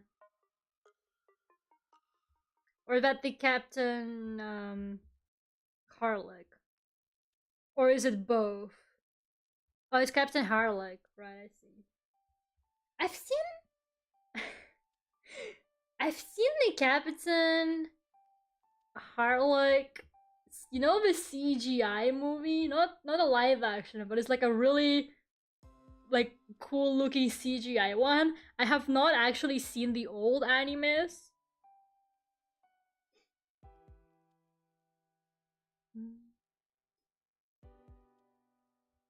Oh, Orbital Children. I actually started that one. I need to finish it though. I did start it. It's pretty good. I wish like the episodes were really long. I watched like the first episode and I was like, that felt like really long because I was like, wait, am I still on the first episode? So much shit has happened. And then I looked at it and the first episode is like over 30 minutes long. And at first I was like, wait, is this a movie?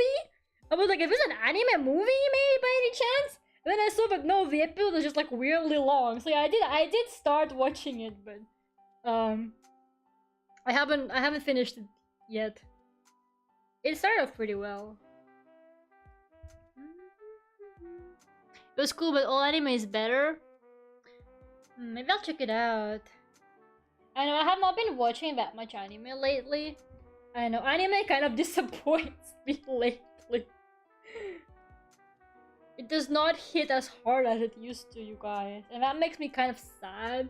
I do like anime, but I know all the stuff they make lately is such hot garbage. So I'm not trying to watch some older stuff that already came out, so like Cowboy Bebop, stuff like that. I also wanted to watch Cowboy Bebop for the longest time because it's from the creator of Carol and Tuesday. And Carol and Tuesday is one of my all-time favorites. So I was like, you know what? Surely the creator of Carol and Tuesday wouldn't disappoint me. So I was like, I'm gonna watch Cowboy Bebop.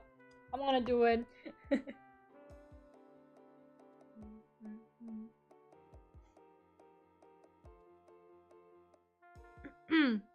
Yeah, I wanna read the Spy Family manga because I did like the anime a lot, and I really don't wanna wait for the episodes, for more episodes. I know they said like October or something, but they said the same thing about the Chainsaw Man anime. And where is the Chainsaw Man anime? Not that I care, I already read the manga, but still. I wanna see Power. I wanna see Power animated, she's so cute. My baby.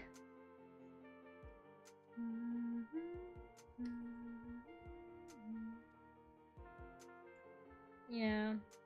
What else? I'm actually watching a Korean show right now, which is a new low for me. If you know me, I really don't like Korean, like, live-action shows. I know that K-dramas are extremely popular. I know that they're, like, a huge... like, they have a huge audience, even, like, outside of, Korea. I know a lot of people who fucking love them. But I could never get into them because I just find them so awkward. And I feel like a lot of the plots are very, you know, like, I don't know, young adult kind of oriented or maybe like teenage oriented. And I can't watch them. But I've been watching this one called Extraordinary Attorney Woo. And yes, I started it because it's about attorneys. So I was like, what if it's gonna be like Ace Attorney? And I actually really, really like it. It's about an attorney girl who, she's autistic. And it's just so good. Like, it's genuinely really, really well made. And I find it really interesting how like it talks a lot about autism and stuff like that, and like disability in general. I find it really good. I think it's a really, I don't know, like it's very different, and it's nice to hear about that kind of stuff in things like TV shows. So I've actually been really enjoying it. Who's autistic? It's a Netflix show called Extraordinary Attorney Wu. I think her name is Wu Young Wu. Yeah, it's really good. It's very nice. There's no German dub. I see. I watched it in the original language with English subtitles. Yeah, I'm really excited for it. Netflix releases like 2 episodes per week for it, and the episodes are really long. They're like an hour long. So I sit there all week like, new Attorney Wu episodes tomorrow. Cannot wait to watch. Because the cases have been extremely interesting as well. Like they have quite diverse cases there. Like it's not, you know, just like murder, because an Ace Attorney, unfortunately, 90% actually no. All the cases I've played so far were murder cases. Last case, they tricked me into thinking it was a robbery, and I was really excited about it being a robbery, and then it just turned out to be a murder case. It was a murder case disguised as a robbery. So, but that one has a lot of very interesting cases that are quite unusual. Like there was this one that was basically about ATMs fighting about who invented the technology first. Like they're so random, but they're really interesting to watch. And the main character, she basically has all of the law memorized. So it's very interesting to see her find different loopholes in the plot to solve the cases and stuff. I really enjoy it.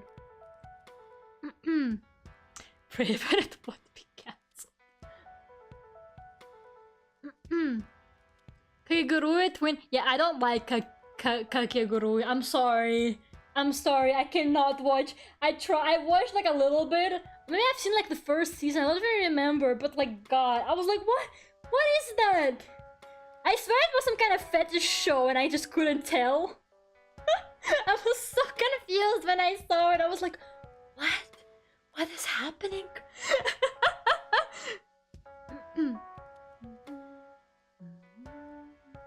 It was really good. Maybe I'll check it out. Yeah, I really like it. You didn't say you liked Squid Game? Squid Game was pretty good, I gotta say. I thought it was pretty interesting, but mostly because Squid Game had a very different plot from what K-dramas usually like. Usually, most K-dramas are like romance and stuff like that. Squid Game was very different, and also Squid Game was obviously had a very different budget, and I think it was like a Netflix original or something. So I think Squid Game kind of stands out of like your average K-dramas. I watched another K-drama because Holly recommended it to me, right? Holly was like, oh, you should watch this K-drama called Hello My 20s. Bruh. Hello My 20s was so wild. But like not even exactly in a good way. Like I started watching it, and it starts off pretty tame. Then the more you watch it, the wilder it gets. In the first episode of the second season, the characters get chased by the serial killer, and they don't even realize that. And they go through the whole episode and they make it home safely, while a serial killer literally tries to kill them, and they didn't even know that happened.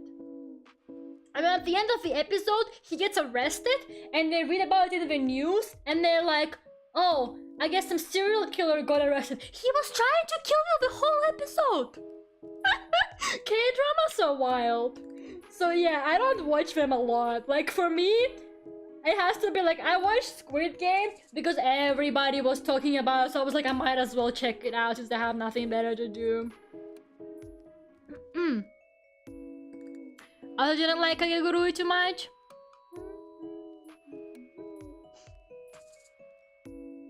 Yeah, like I don't think that all Korean shows are bad, but like I feel like a lot of K-dramas feel, I don't really know how to explain it. They feel kind of like tacky in a way. I don't know how to put it into words, but like they feel like like those Russian TV shows my parents watch, and that is not a compliment, you guys. Now that I'm at my parents, I've been watching so much Russian TV, and I'm absolutely crying at the shit I see on there. Like, Russian TV is still unbeatable for me in the undefeated. Like, it's still undefeated because like the shit I see on Russian TV, absolutely wild. Like, there was this TV show the other day, and it was like I watch a lot of like Russian police TV shows because I find them really funny and like obscure. Like, they're like really, they can be really violent as well. Like, it's really hilarious to me. I don't really know how to explain it, but I love watching Russian police TV shows. And I was watching this one, and they were rescuing people out of a fire at a restaurant, and this one dude was dying, and he was with this woman, right? And he was like dying from the smoke, and everyone was trying to help him. And the woman literally said, "He brought me to this restaurant today to tell me that he's leaving me for another woman." So I guess she did not care if he was dying. Like, I don't know. It's just hilarious. Russian television, by far, is like the best kind of shit. Like, if you just want to watch something really bad, just like for the laughs, you should try watching Russian television, because I have never seen anything more wild than that crap.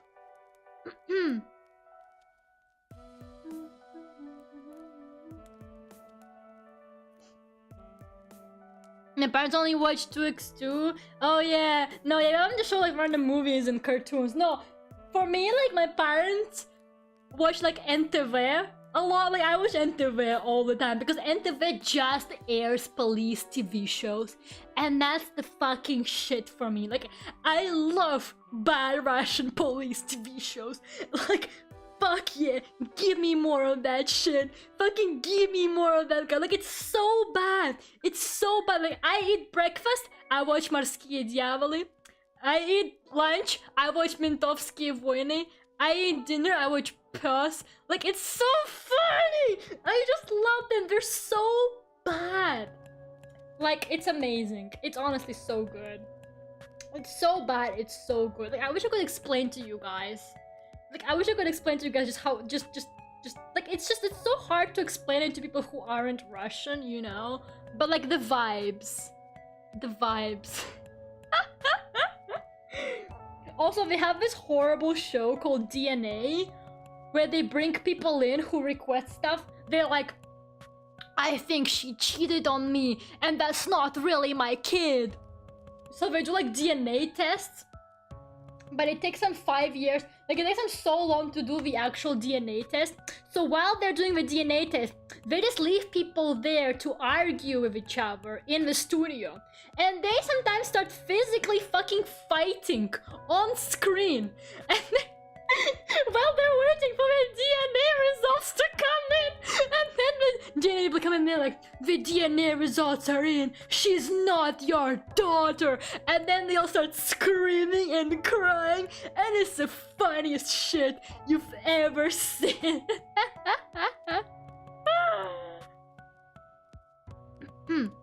There's a trailer where they interrogate a dolphin because it was a murder suspect. Wait, where is that? What is the name of the crime boss Jake and Holt are hiding from in season 4? Is that the Florida arc? Is that the one in Florida? Yeah, I'm sure there's a US version of that too, because I think most of Russian television programs, what they do is they steal concepts, or like they buy concepts from American TV shows. But you gotta admit, Russians do it better. Like, Russians are just even more fucking unhinged. I think Russians are more unhinged than Americans. Like, I'm sorry, but Russians are more unhinged. You can't even fucking convince me that they're not. That's just what I believe. Yeah, the Florida arc villain. Bro, the Florida arc is my favorite, but I cannot remember the name of the guy they're running from.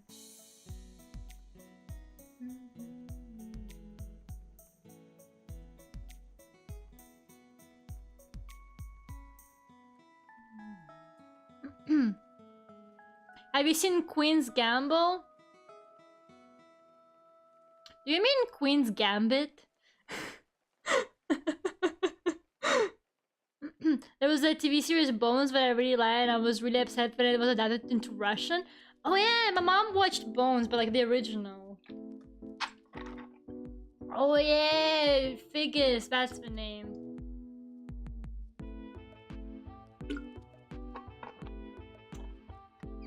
A German channel bought the rights to a show Train Your Baby Like a Dog.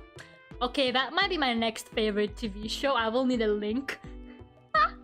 Have I seen Queen's Gambit? Yeah, I have seen it. It's okay. I didn't hate it, but I don't really... But it wasn't really, like, it wasn't as good as everyone was saying it was. Like, it was quite... Like, it was interesting to watch. Like, you know, the episodes were engaging enough for me to, like, keep watching. But it wasn't, like, as amazing as people were claiming it was. I think it's a nice watch. Just, like, for one time watch. Like, if you want to see it just, like, once, I think it's pretty good. Like, I think it's worth checking out, but it's not, like, super incredible or anything.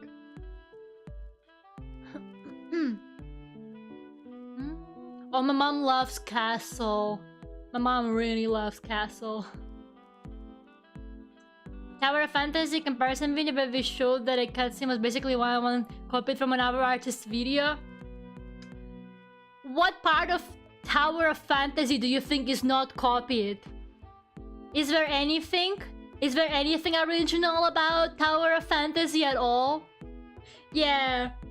Mentalist. My friend in Spain, she's really into Mentalist right now. She's watching it right now. She's like super into it. I wonder how that turns out. Yeah, I don't really watch live action TV shows that have a lot of episodes. I prefer mini-series, unless like a comedy. If it's something like a comedy like Brooklyn Nine-Nine or Superstore or The Office, I'm more likely to watch it if it has lots of episodes. Because they're not really like, you know, they're not really that taxing. Like, I'm not really gonna worry about like the plot or whatever, so I can just have it in the background while I do something else. If it's an actually like really engaging show, I would rather watch it properly without doing anything else in the background, because I like to concentrate on a good show.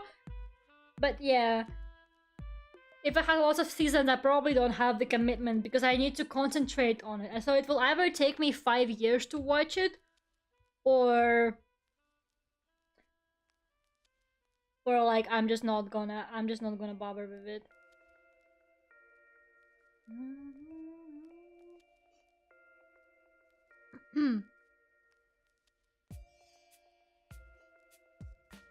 Comedy crime series like that? Well, you see, Ria, Brooklyn Nine-Nine is a wonderful comedy crime series. I love it. Everyone should watch. If you want to see a comedy crime, I'm just saying, Brooklyn Nine-Nine, it's kind of an undefeated champion. Also, I drew his sneakers wrong. Give me a second.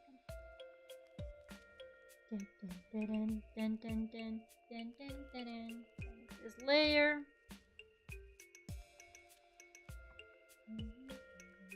Whoa, why is that blue? Oh, because I'm painting it blue.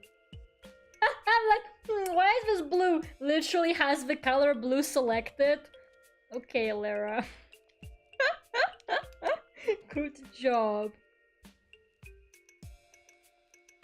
Why would that be blue? That's crazy.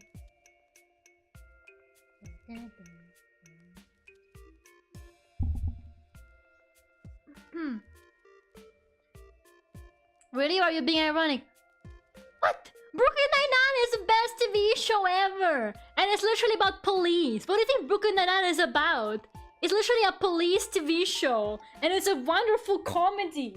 It's like my favorite fucking TV show ever. I love Brooklyn Nine-Nine so much. I won't shut the fuck up about it. Why would I be ironic? It's literally so good. And yeah, they fucking solve crimes every single episode. It's not like super focused on crimes. Like, it's not really like a detective show or something. But like their police work is a pretty big like percentage of it. So like they still do solve quite a lot of like cases and stuff like that. And the cases they do are quite interesting a lot of the time. It's not really like the main focus. Like it more focuses on like the characters and like their lives and like the comedy and stuff. But they do work a lot of cases every single episode. It's not tagged as crime. That's because it's not a crime. It's a very good TV show, you idiot. Brooklyn Nine-Nine commits no crimes.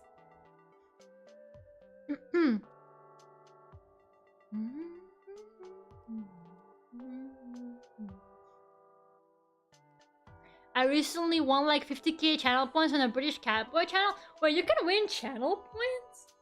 I didn't know that was a case.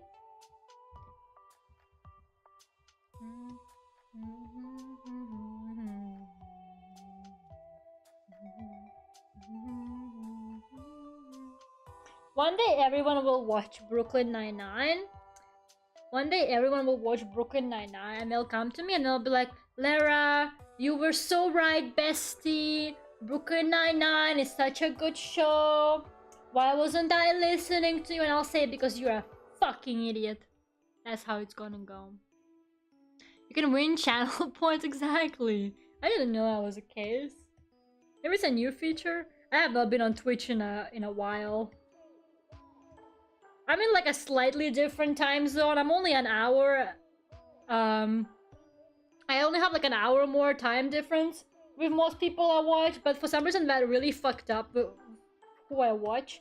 I generally cannot watch anyone. Like, you'd think 1 hour of time difference would not make that big of a difference, but it fucking does. I generally can't watch anyone because before a stream would be at midnight, and maybe I would still come in to watch. But now a stream starts at 1 AM, and that's crazy. I'm already going to bed. I feel bad. I hope I'm back to England where I can watch the streams an hour early soon.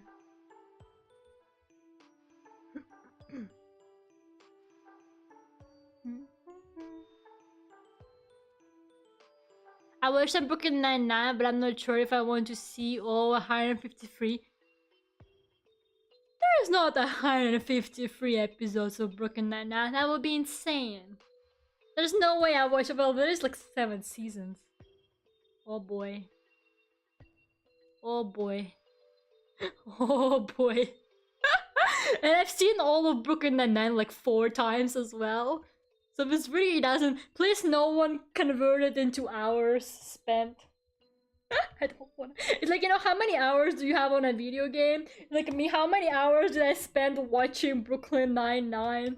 I'm so glad Netflix does not keep track of how many hours you spend watching a TV show, because I would actually cry.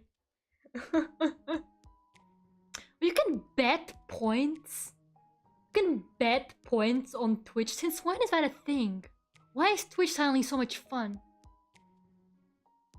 I still don't have energy to do it. It's not like I don't like it. Yeah, I kinda get it. Although I watch Brooklyn primarily while doing something else. Like, for example, I watch it while I'm drawing. You know, something like that.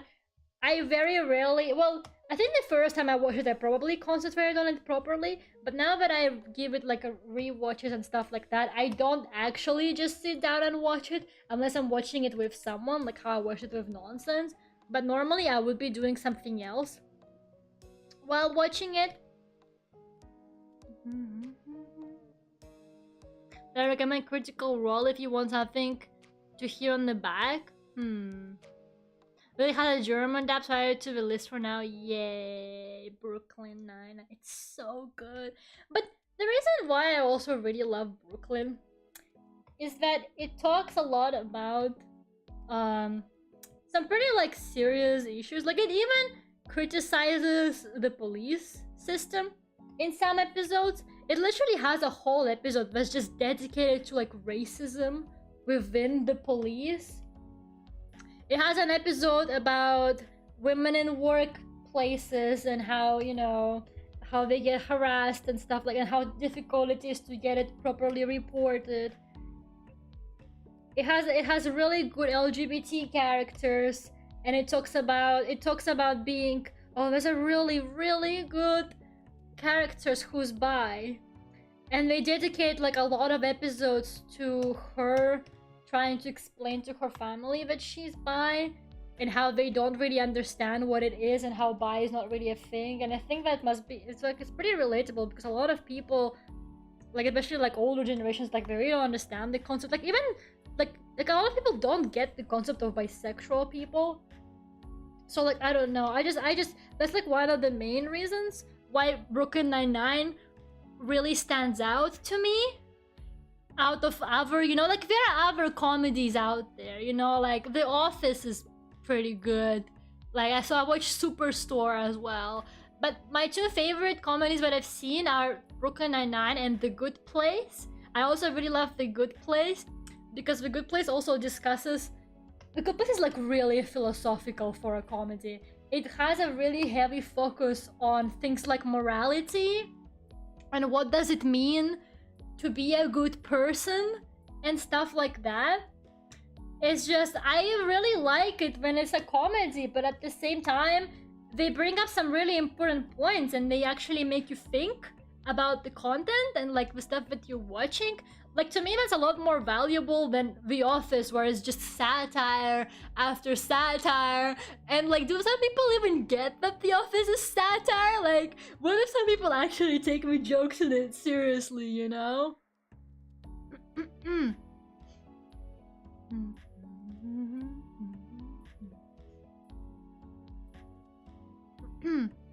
Minami is heretic. You will have false conception of Dungeons and Dragons if you watch Critical Role.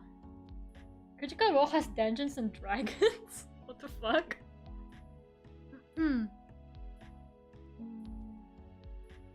gonna go take a shower, okay? Make sure it's quick nonsense, don't waste water. Save the water, save the environment. Wink, wink. But yeah, that's like the reason why I really love Brooklyn Nine-Nine and why it has a special place in my heart, despite there being other crime shows, comedies, whatever.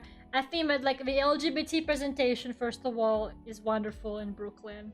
And I don't know, it's just, I just love it.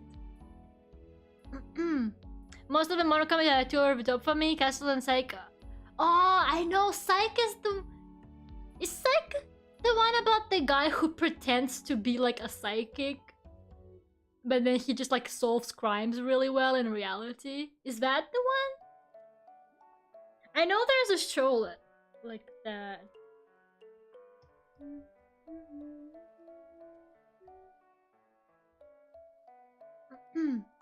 I can only take long showers. You guys don't have environmental anxiety, and it shows. Mevo. Yes, that's the one. There's a pineapple in each episode. My mom likes it. She told me I should give it a watch, and maybe I will. But yeah, I think Brooklyn Nine-Nine is great. I seriously really like it. I really love the characters in Brooklyn as well.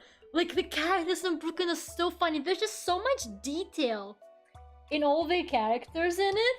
Like, you weirdly end up liking all of them, even the ones that are like weird, like assholes, or like really like meant to be not really likable. But like, you end up like really liking all the characters because they're just all so interesting and so funny and so well written. You guys, I kid you not, there's a character in Brooklyn Nine-Nine who's a fucking cannibal. He's in jail for eating children.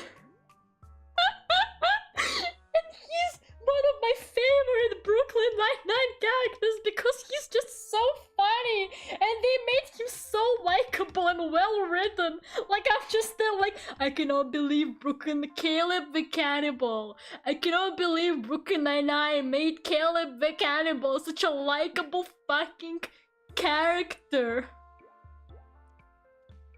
Like, I can't. I was like, wow, I cannot believe I really like this fucking cannibal.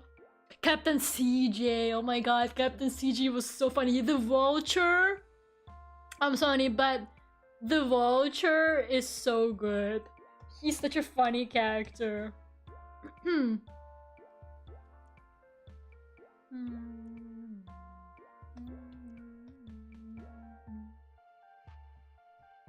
I don't think that Brooklyn... I don't know, maybe you won't like it because Brooklyn is pretty fast-paced. Like, it kind of... The episodes are only 20 minutes long. And it was 20 minutes and in 20 minutes, they're gonna manage to solve a crime, whatever crime it is they're solving that episode. They're gonna deal with their own like personal, whatever the character thing that's happening in that episode. Then there's gonna be another overarching story with different characters happening at the same time, and it's all going to resolve in those 20 minutes. And they're gonna have like, and they're gonna tell you like 5 jokes per second. Like they speak so quickly. It's fucking amazing. Like they speak with the speed of light in Brooklyn, and they tell you like 10 different jokes in that one line of dialogue. I find it hilarious. Hello, that moth. Welcome. Thank you. I'm drawing Selen, the real queen. my most beloved.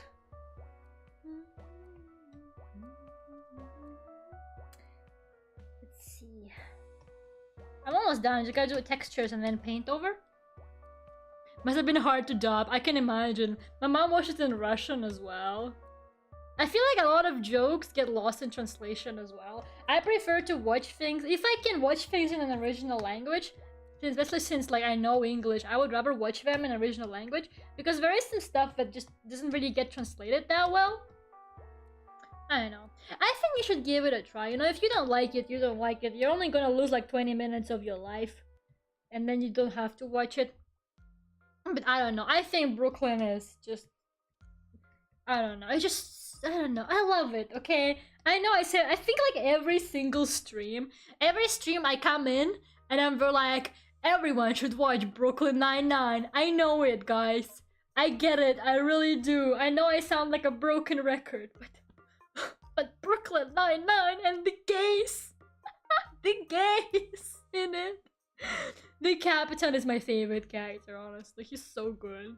His husband is called Kevin, and they have a dog called Cheddar. And Cheddar the dog is like a weirdly important character as well. I fucking love it so much. Okay, let's add some textures. I think I'm gonna go with this one for the hair as always. Maybe this one for the clothes. So classic. The classic 2 textures I use. I've been using the watercolor ones quite a lot lately, but there's just something about this one that I really like. Nope, not this. Not my VTuber child. There you go. Oh yeah, I pressed paste instead of copy, and I was like, why did my VTuber child pop up? Oh man. Yeah, I cannot wait. I cannot wait for my VTuber child to be rigged. I'm kind of worried. I'm like, can whoever is gonna be rigging him manage a 3/4 model? Because nobody really works with 3/4, but hopefully it'll go well. I'm sure it'll be fine. There you go, texture. Hishok and Scully. I know, right? Hishok and Scully are such good characters. And there's like this episode, they made you like a flashback about how they used to be young and handsome, and I found that so fucking funny. That was a good episode. Welcome back, Mochi. How you doing? Your phone charged? I'm adding textures. I think I added some textures to the pants already, but I might do more textures. Let's see. Maybe on the sweater. It might not be very visible though. Oh, it's pretty visible actually. That's good. Okay, let's do this textured sweater. And I'm gonna leave the rest of it alone because I think it looks fine. Shouldn't overdo it. I'm gonna do some paint over now. Yeah. I feel like I just ended up talking about like Netflix shows for like an hour. I've been reading some books as well, but I kind of abandoned them as always. I've been going really well. Like I've been reading Catcher in the Rye, and I've been reading another book like in parallel to it. I've been like, oh yeah, look at me reading. I'm gonna finish it this summer, and then I forgot about it. I need to pick up reading again. I need to do it for my own sake. Fully charged. Well, didn't eat dinner since the food wasn't made well. Oh man, I'm so sorry. Do you have something to eat? Okay, noodles. That's good. That's good. That's good. Can't go without dinner. Must always consume something.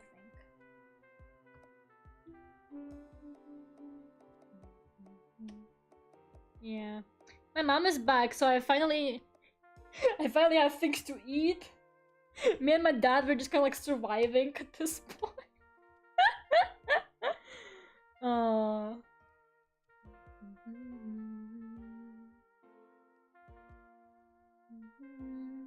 Also, my mom, because yeah, it was something I was telling you guys before the storm hit and my internet cut off.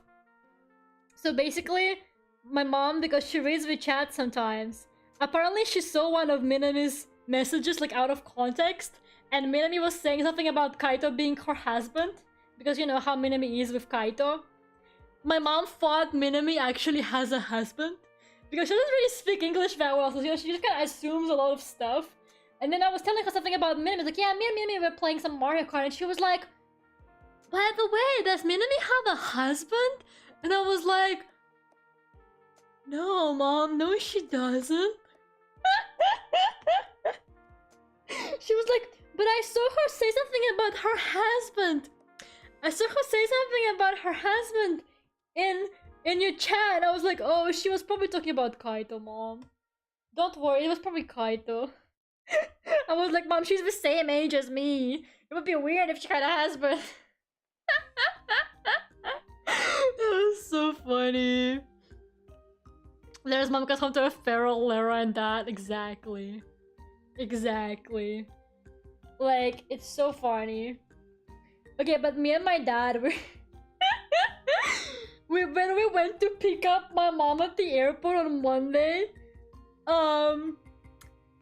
he forgot that we left the car and we walked towards like the area where you're supposed to meet the people who arrive. And my dad was like, shit, I forgot the parking ticket. Can you quickly run to the car and get it so that we can just pay for it on our way back? And I was like, okay, sure. And he gave me the car keys, but it was actually the house keys. He gave me the fucking house keys. He was like, can you run to the car? Like, God fucking damn it. Oh my goodness. That was funny. Then he realized, he was like, I gave you the house key.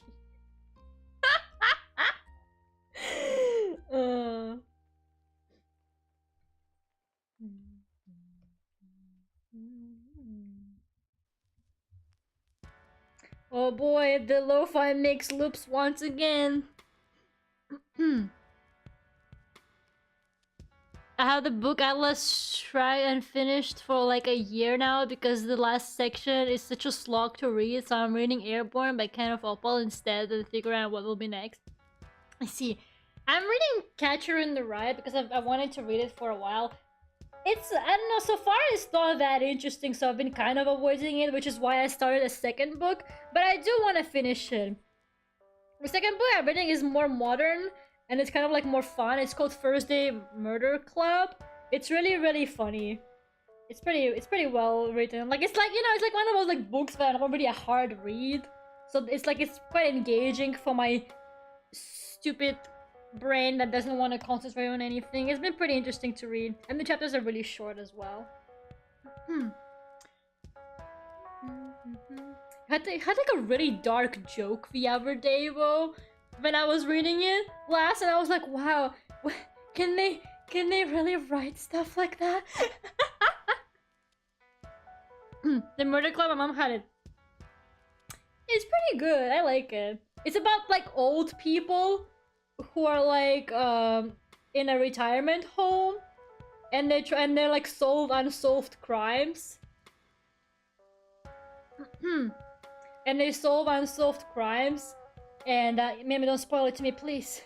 And then like an actual crime happens in their like retirement village, so they try to solve it themselves.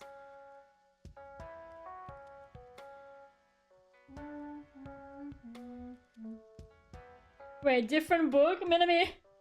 Minami, are you lying again? We need to do something about Minami's lying.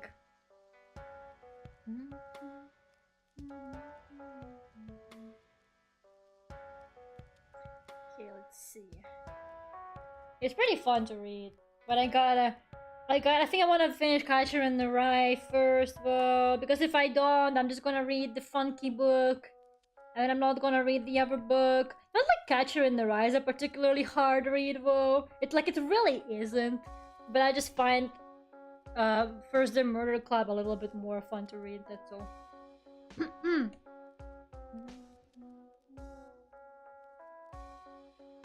It's a book about students and one of them died and they figure out who killed him. No, that one I'm reading is about like old people. It's pretty interesting because you don't really see much stuff. At least I don't really usually consume much media about like people who are like, you know, retired, like at that kind of age. Yeah, it makes so many dark jokes as well. Like everyone is just like accepting that they're gonna die soon in that book. It's hilarious. I really wish I was gonna lie anymore. Then stop lying, Minami. It's that easy. Just start telling the truth.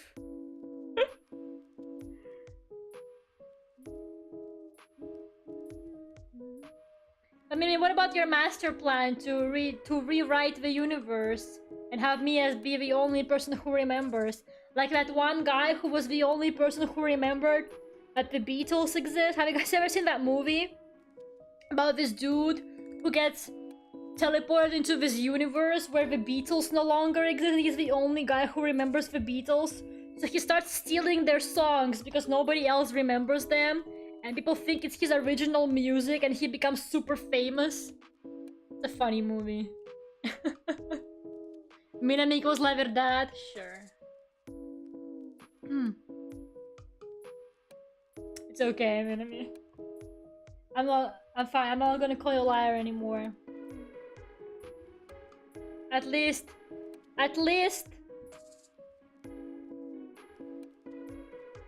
while you're being as honest as you can be.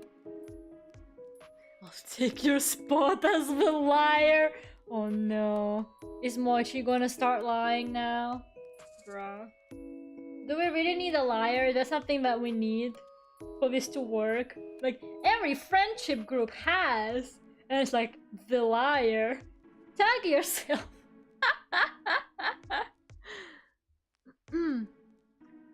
There was a website called The Beatles Never Broke Up, where the story was the author came from a world that they still were active and has songs from that timeline.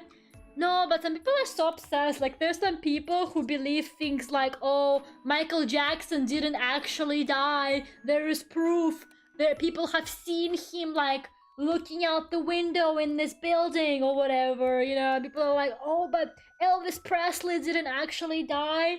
Like, they're just in denial. I get it, you know, denial is one of the stages of grief. It's okay that you can't process it straight away. It's fine if you need some time, but please stop spreading misinformation. Michael Jackson is dead, let it go. How Avril Lavigne was replaced by a clone? Okay, I did not hear about that one. Please elaborate. I need to know more about that. And I know what you guys might be thinking, but Lera, you dedicated a whole stream trying to convince us how Australia wasn't real. But I'm just spreading the truth. Though, I'm not lying. It is how people feel. It is how people who spread that kind of misinformation feel.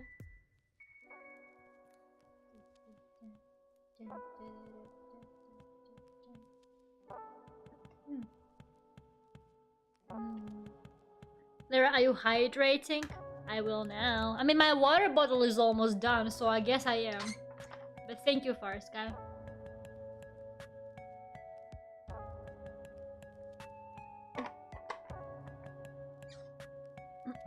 I can be the liar still.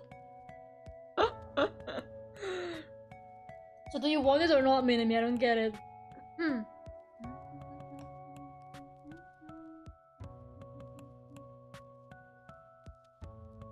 It's probably easy to keep living if you can have nothing traumatic happen in your life.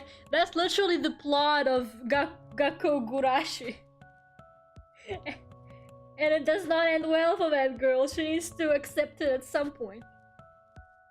Man, Gakko Gurashi is a good anime. I did like it a lot. I think if you go into it completely unspoiled as well, it's so good if you do that. I watched it unspoiled. I didn't actually know what was gonna happen. And god, that was good shit. I wish we made more though. Like, it ends in a way that, like, what's gonna happen next, you know? I'm just trying to think about that people are comforted by conspiracies since it makes the randomness and try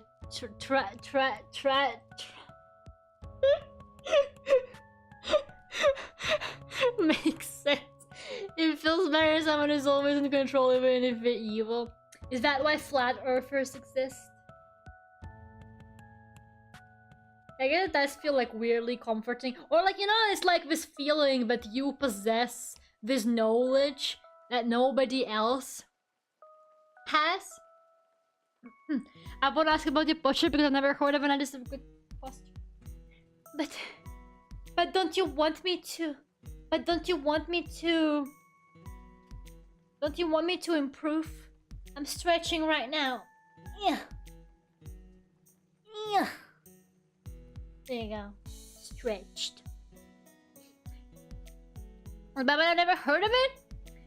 I mean, it's not bad. It's not a very well... I don't think it's a super well-known anime. I don't know that many people who are like into it or anything. So it's not really bad. Yeah, but like sometimes people... It's called Gakko Gurashi, but I don't know, I just think it's weird because when people bring up an anime in the same genre, they always talk about High School of the Dead. But I'm sorry, but High School of the Dead is hot garbage. Like, High School of the Dead is hot fucking garbage. And I think that I'm kind of spoiling what Gakko Gurashi is about by bringing up High School of the Dead, but you can still watch it. Like, if you watch the first episode without knowing anything else about it, it's just so good.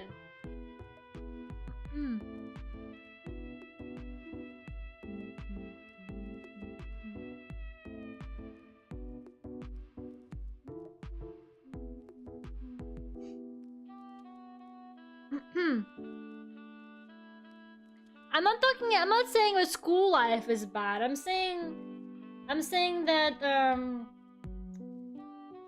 fucking High School of the Dead is bad. School life, I love it. It's great. I mean, don't spoil it.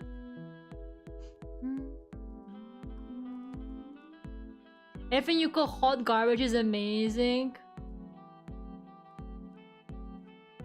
High School of the Dead is so bad.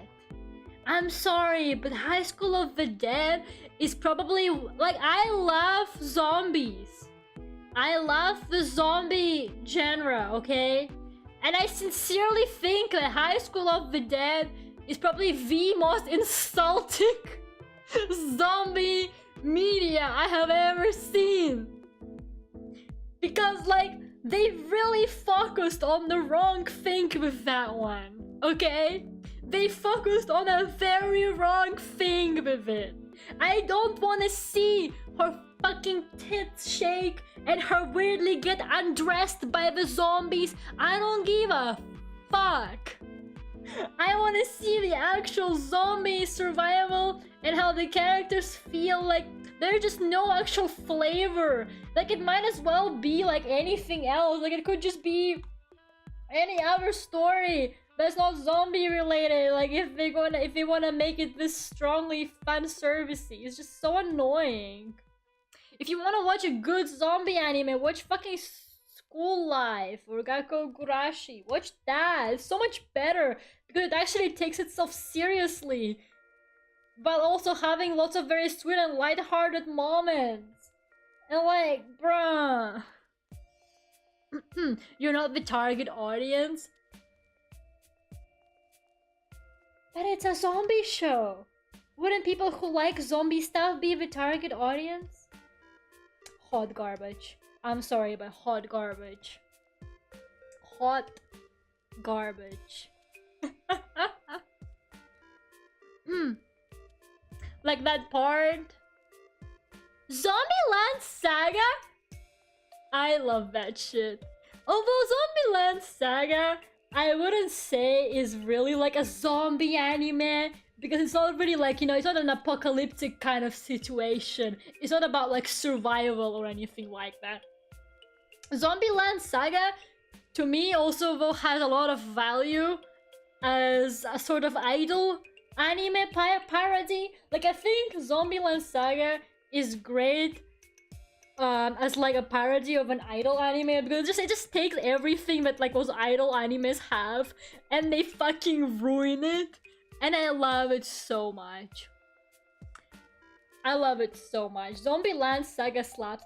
There's a second season now. I really need to watch it. I was waiting for it for the longest time, and then I fucking forgot because it took so long to come out. I genuinely didn't even think they would make another season. Please watch School Life, or Gakkou Gurashi is the Japanese title. It's such a good zombie anime. I know I'm spoiling it. I know the best way to enjoy it is to just watch it. Just watch the first episode without looking anything up. It's so good! It's so good! It's like the best. Like, there really is not that much zombie related anime, and I get so annoyed when the one people bring up is High School of the Dead, because High School of the Dead is not even that good. School Life is so wonderful. It's genuinely so well made, and the way they show the girl's trauma, like the way they deal with like her trauma and how she's like in denial about the whole thing, it's so good. It's so fucking good. Oh, you watched only one episode of School Life, but you watched all of High School of the Dead? Bro, cringe. Cringe. Cringe. Cringe. I'm sorry, but cringe.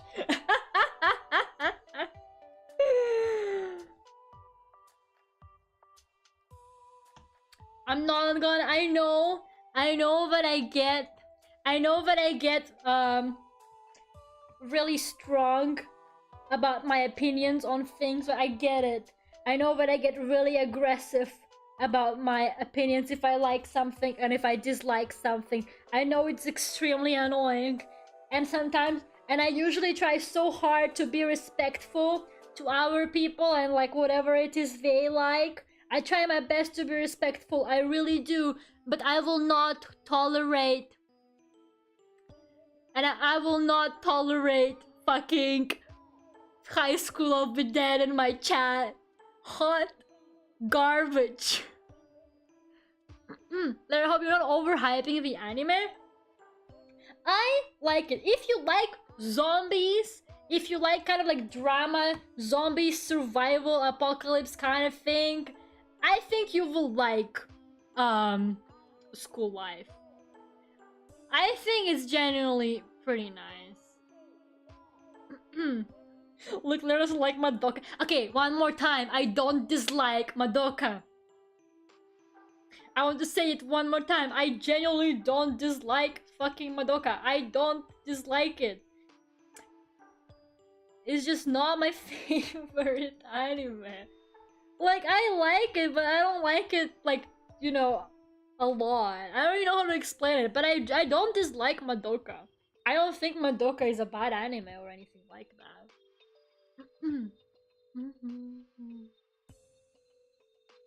If you're saying Platinum Man is still better than High School of Heaven, I can agree. They're both horrible. It just, with High School of the Dead, at least has some, like, zombie stuff in it, like, whatever. But Platinum End is just cringe. Platinum End is just weird, like, I don't know, god complex cringe or whatever the fuck is going on there. I don't even know.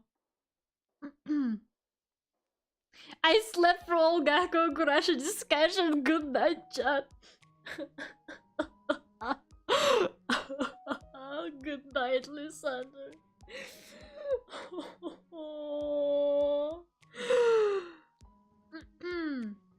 I tried to get into anime again, but it's also cringe to me. I know. Anime has been kind of weird to me lately as well. Like, I feel like they just really make some really bad shit. But I don't know. It's really hard to find like a new anime that I will like.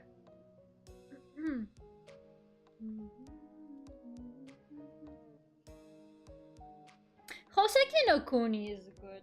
I like Hoseki no Kuni. I think it's a pretty good one.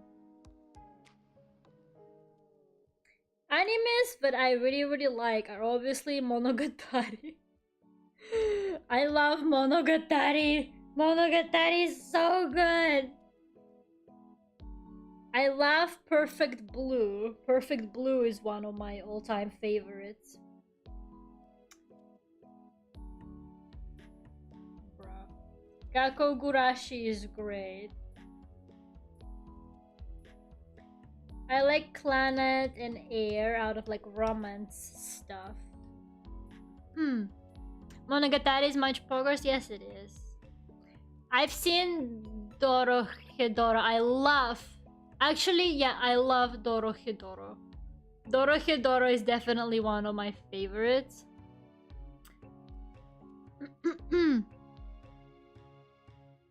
Nonsense! Why do you watch things that Hatter tells you to watch, but you never watch what I tell you to watch?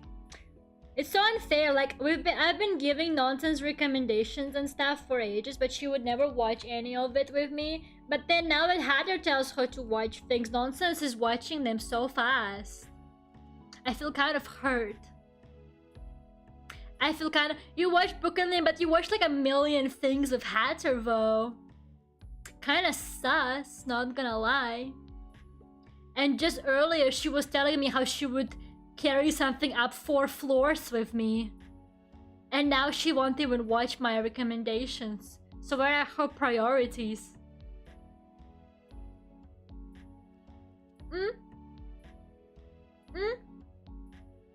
Fake hoe. Fake hoe.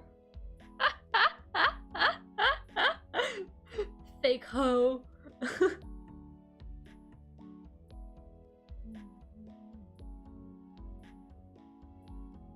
Nah.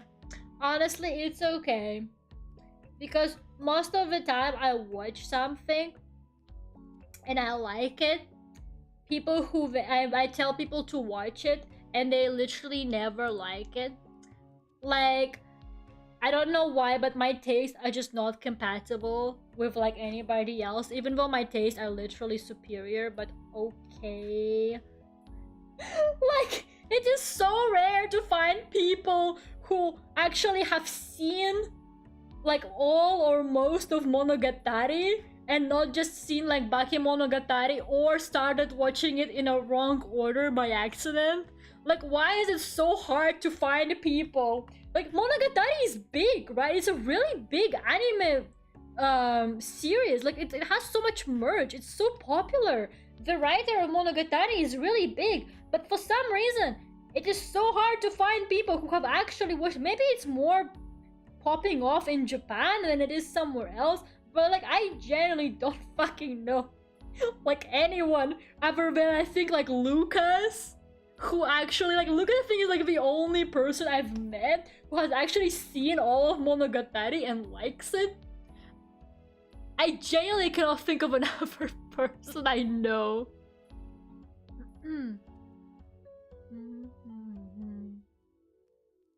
It's not beginner friendly. Yeah, Monogatari is definitely not beginner friendly. But I also think that it's not really like your typical... Like, it's weird because Monogatari has a lot of things and tropes, but a very like stereotypical anime and like harem anime especially. But it also takes those things and it does them in such an interesting way. Like, it really adds its own twist to everything that it feels more like you're watching something that's like knows that it's a harem anime and it like actively makes fun of that. So sometimes it feels more like a sort of parody. I don't know. I think Monogatari is just a masterpiece.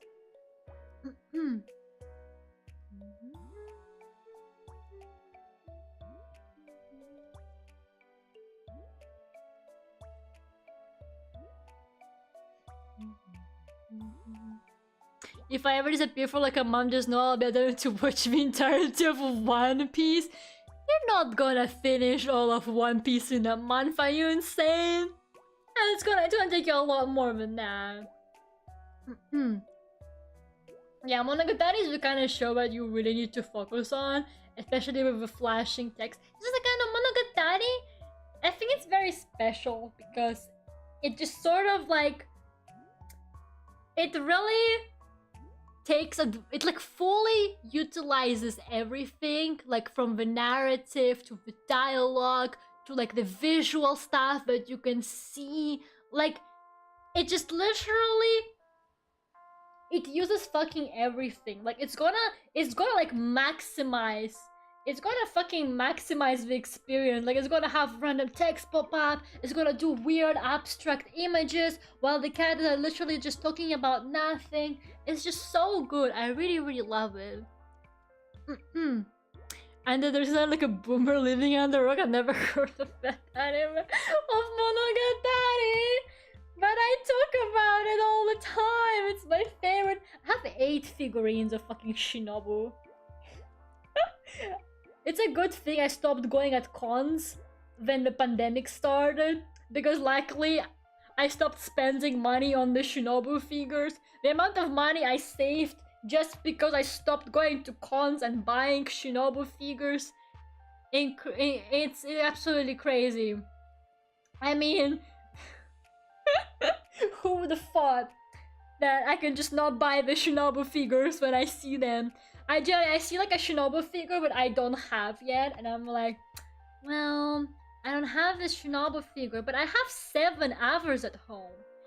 But counter argument, this one is lying down. All of the ones I have are either standing or sitting. So I buy the Shinobu figurine, justifying it by the fact that she's lying down. Then I go to another con and I see a Shinobu figurine in a black dress, and I'm like, well, all the other ones I have are wearing white dresses. This one has a black dress, so I do not have a Shinobu figurine like that. Shinobu, how could you do this to me? My wallet. Me buying Vocaloids be like, truly. But luckily I stopped. It's been a while since I bought a Shinobu figure, thank God. I probably would not buy them as happily as I did before, because I have so many. And also, I no longer actually have my figures out on display. I used to have them all out, but I put them all into boxes before I went to university. So 2 years ago, I put them all into boxes because I didn't want them to get dusty while I'm away and stuff. So I haven't seen my figures, and I just took out my Araragi Nendoroid because Araragi is best boy and I really love him. I just have my Araragi on my desk, and I have a Miku Danki. Other than that, all of my figures are unfortunately in boxes.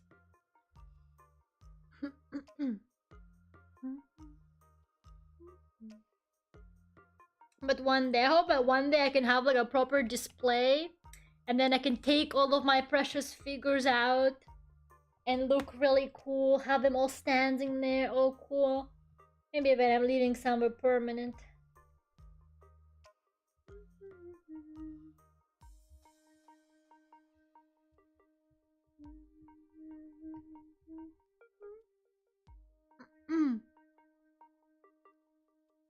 Does the lo-fi have spice? Sometimes I similar it does. The second song in the first mix is spice.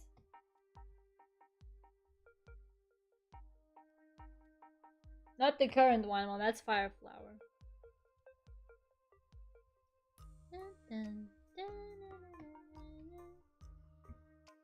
I'll tell you when Spice is playing Minami if I don't forget. I kind of forget and I don't catch the song while it's playing. Spice is like one of the shortest ones on there because I was too lazy to arrange it. I just wanted to have it because it transitioned. I had a good transition idea from Senbon Sakura to Spice, which is why I did it. Like, it just worked. So I added it. There you go. My dragon queen, she's so cute. But yeah, Dorohedoro is definitely one of my favorite animes. But when are they gonna make more? I've been meaning to read the manga, but I have not. There's so many mangas I wanna read. Why don't they just make more seasons for things? It annoys me so much. I really want them to make another season of Dorohedoro because Dorohedoro and the music in Dorohedoro is so slapping. It's so good. Dorohedoro is seriously like such a good one. Yeah, and the buff ladies, come on. The buff ladies.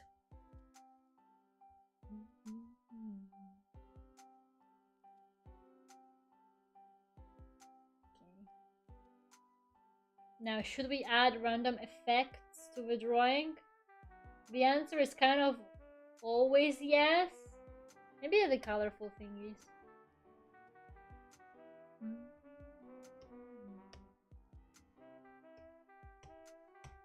Just to give it more of a festive vibe, you know, since it's for her 500k.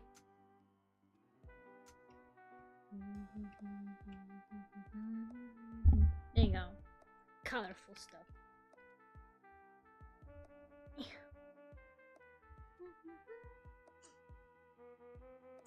So buff. You know there's 2 buff ladies in it?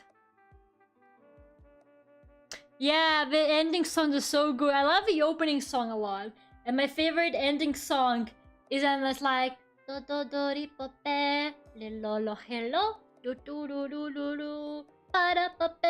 one. It's so good. It's my favorite ending song ever.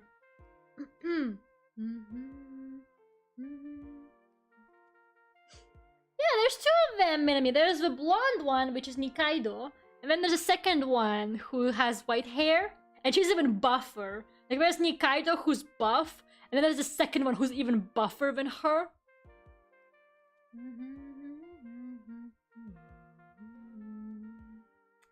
Okay.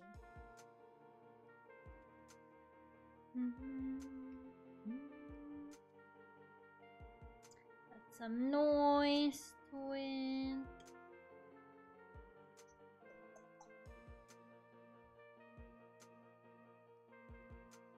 Yeah, looks good.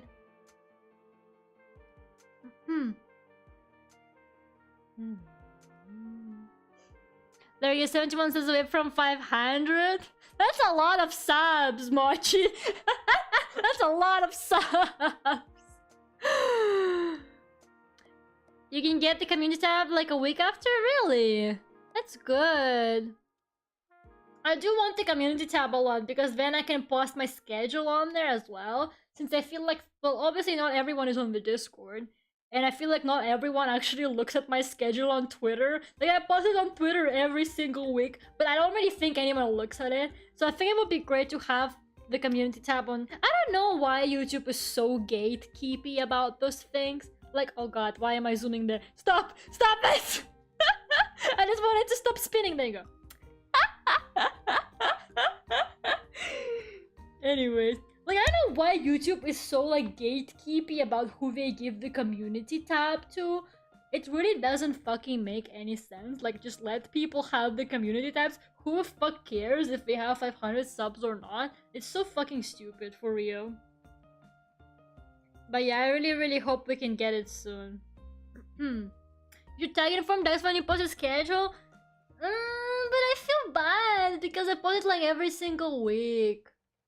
I only tag inform Dex if it's something like really important. Like, I post the texture like every Monday, Tuesday the latest. And it has its own channel on my Discord, so it's not like it gets lost. So you can just always go into the announcements channel and see if I posted it. So I don't know.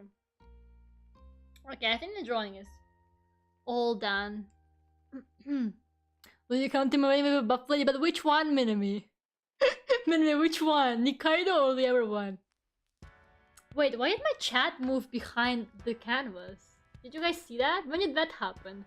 And why didn't you guys tell me? When did the chat move behind the canvas? That's so weird. The other one, the one with white hair? Or whatever it is. I don't know what her name is. I'll be a flower person if needed. Yeah, I think the drawing is done. It looks pretty done to me. I might add like a writing to it maybe, I don't know. But I think it's okay.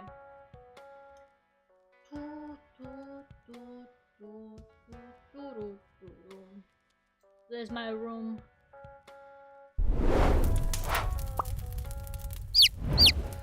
No, not the demon arm! Ah! Oh man. But you know, speaking of subs, I'm working on my little project for 666 subs. I'm just saying I'm working on it. So when we reach it, you guys will see it. I totally didn't spoil it on Twitter a little bit, but you know. No, I got a 3D model, Minami! Minami, please, Minami, please do not hype yourself up for a 3D model. It will not be a 3D model. A 3D model is not happening. I don't have the tracking. I don't have the skills. I don't have the money. I'm sorry, guys. 3D model is not happening anytime soon. Please do not spread misinformation. There won't be a 3D model. That's not what's happening. 600 subs is not enough for a 3D model. Oh man. But yeah, I'll see you guys Friday for some Mario Kart. If you have it on the Switch 700, no. If you have Mario Kart on the Nintendo Switch, come play with us on Friday. And after that, I'm gonna be on a break for a couple weeks. Just to remind you guys, so yeah. Unfortunately, I'm gonna be gone after this week, so come see me on Friday if you can. I will win. You probably will. Honestly, Minami, you probably will. And that's okay. The real Mario Kart is the friends we made along the way. Hello, Rio. I'm so sorry. I'm finishing stream now. But welcome. Gonna miss you too. Yeah, I'm gonna be gone for like 2 weeks probably, and then I'll be back. Do not fear. 4D model for 600 subs? That's it. It's gonna be a 4D model. Boris cracked the code. Boris guessed it, and y'all thought it was a 3D model? Joke's on you, it's gonna be a 4D model actually. Yeah, how a good biblically accurate angel model. For face reveal, yeah. Sure, Minami.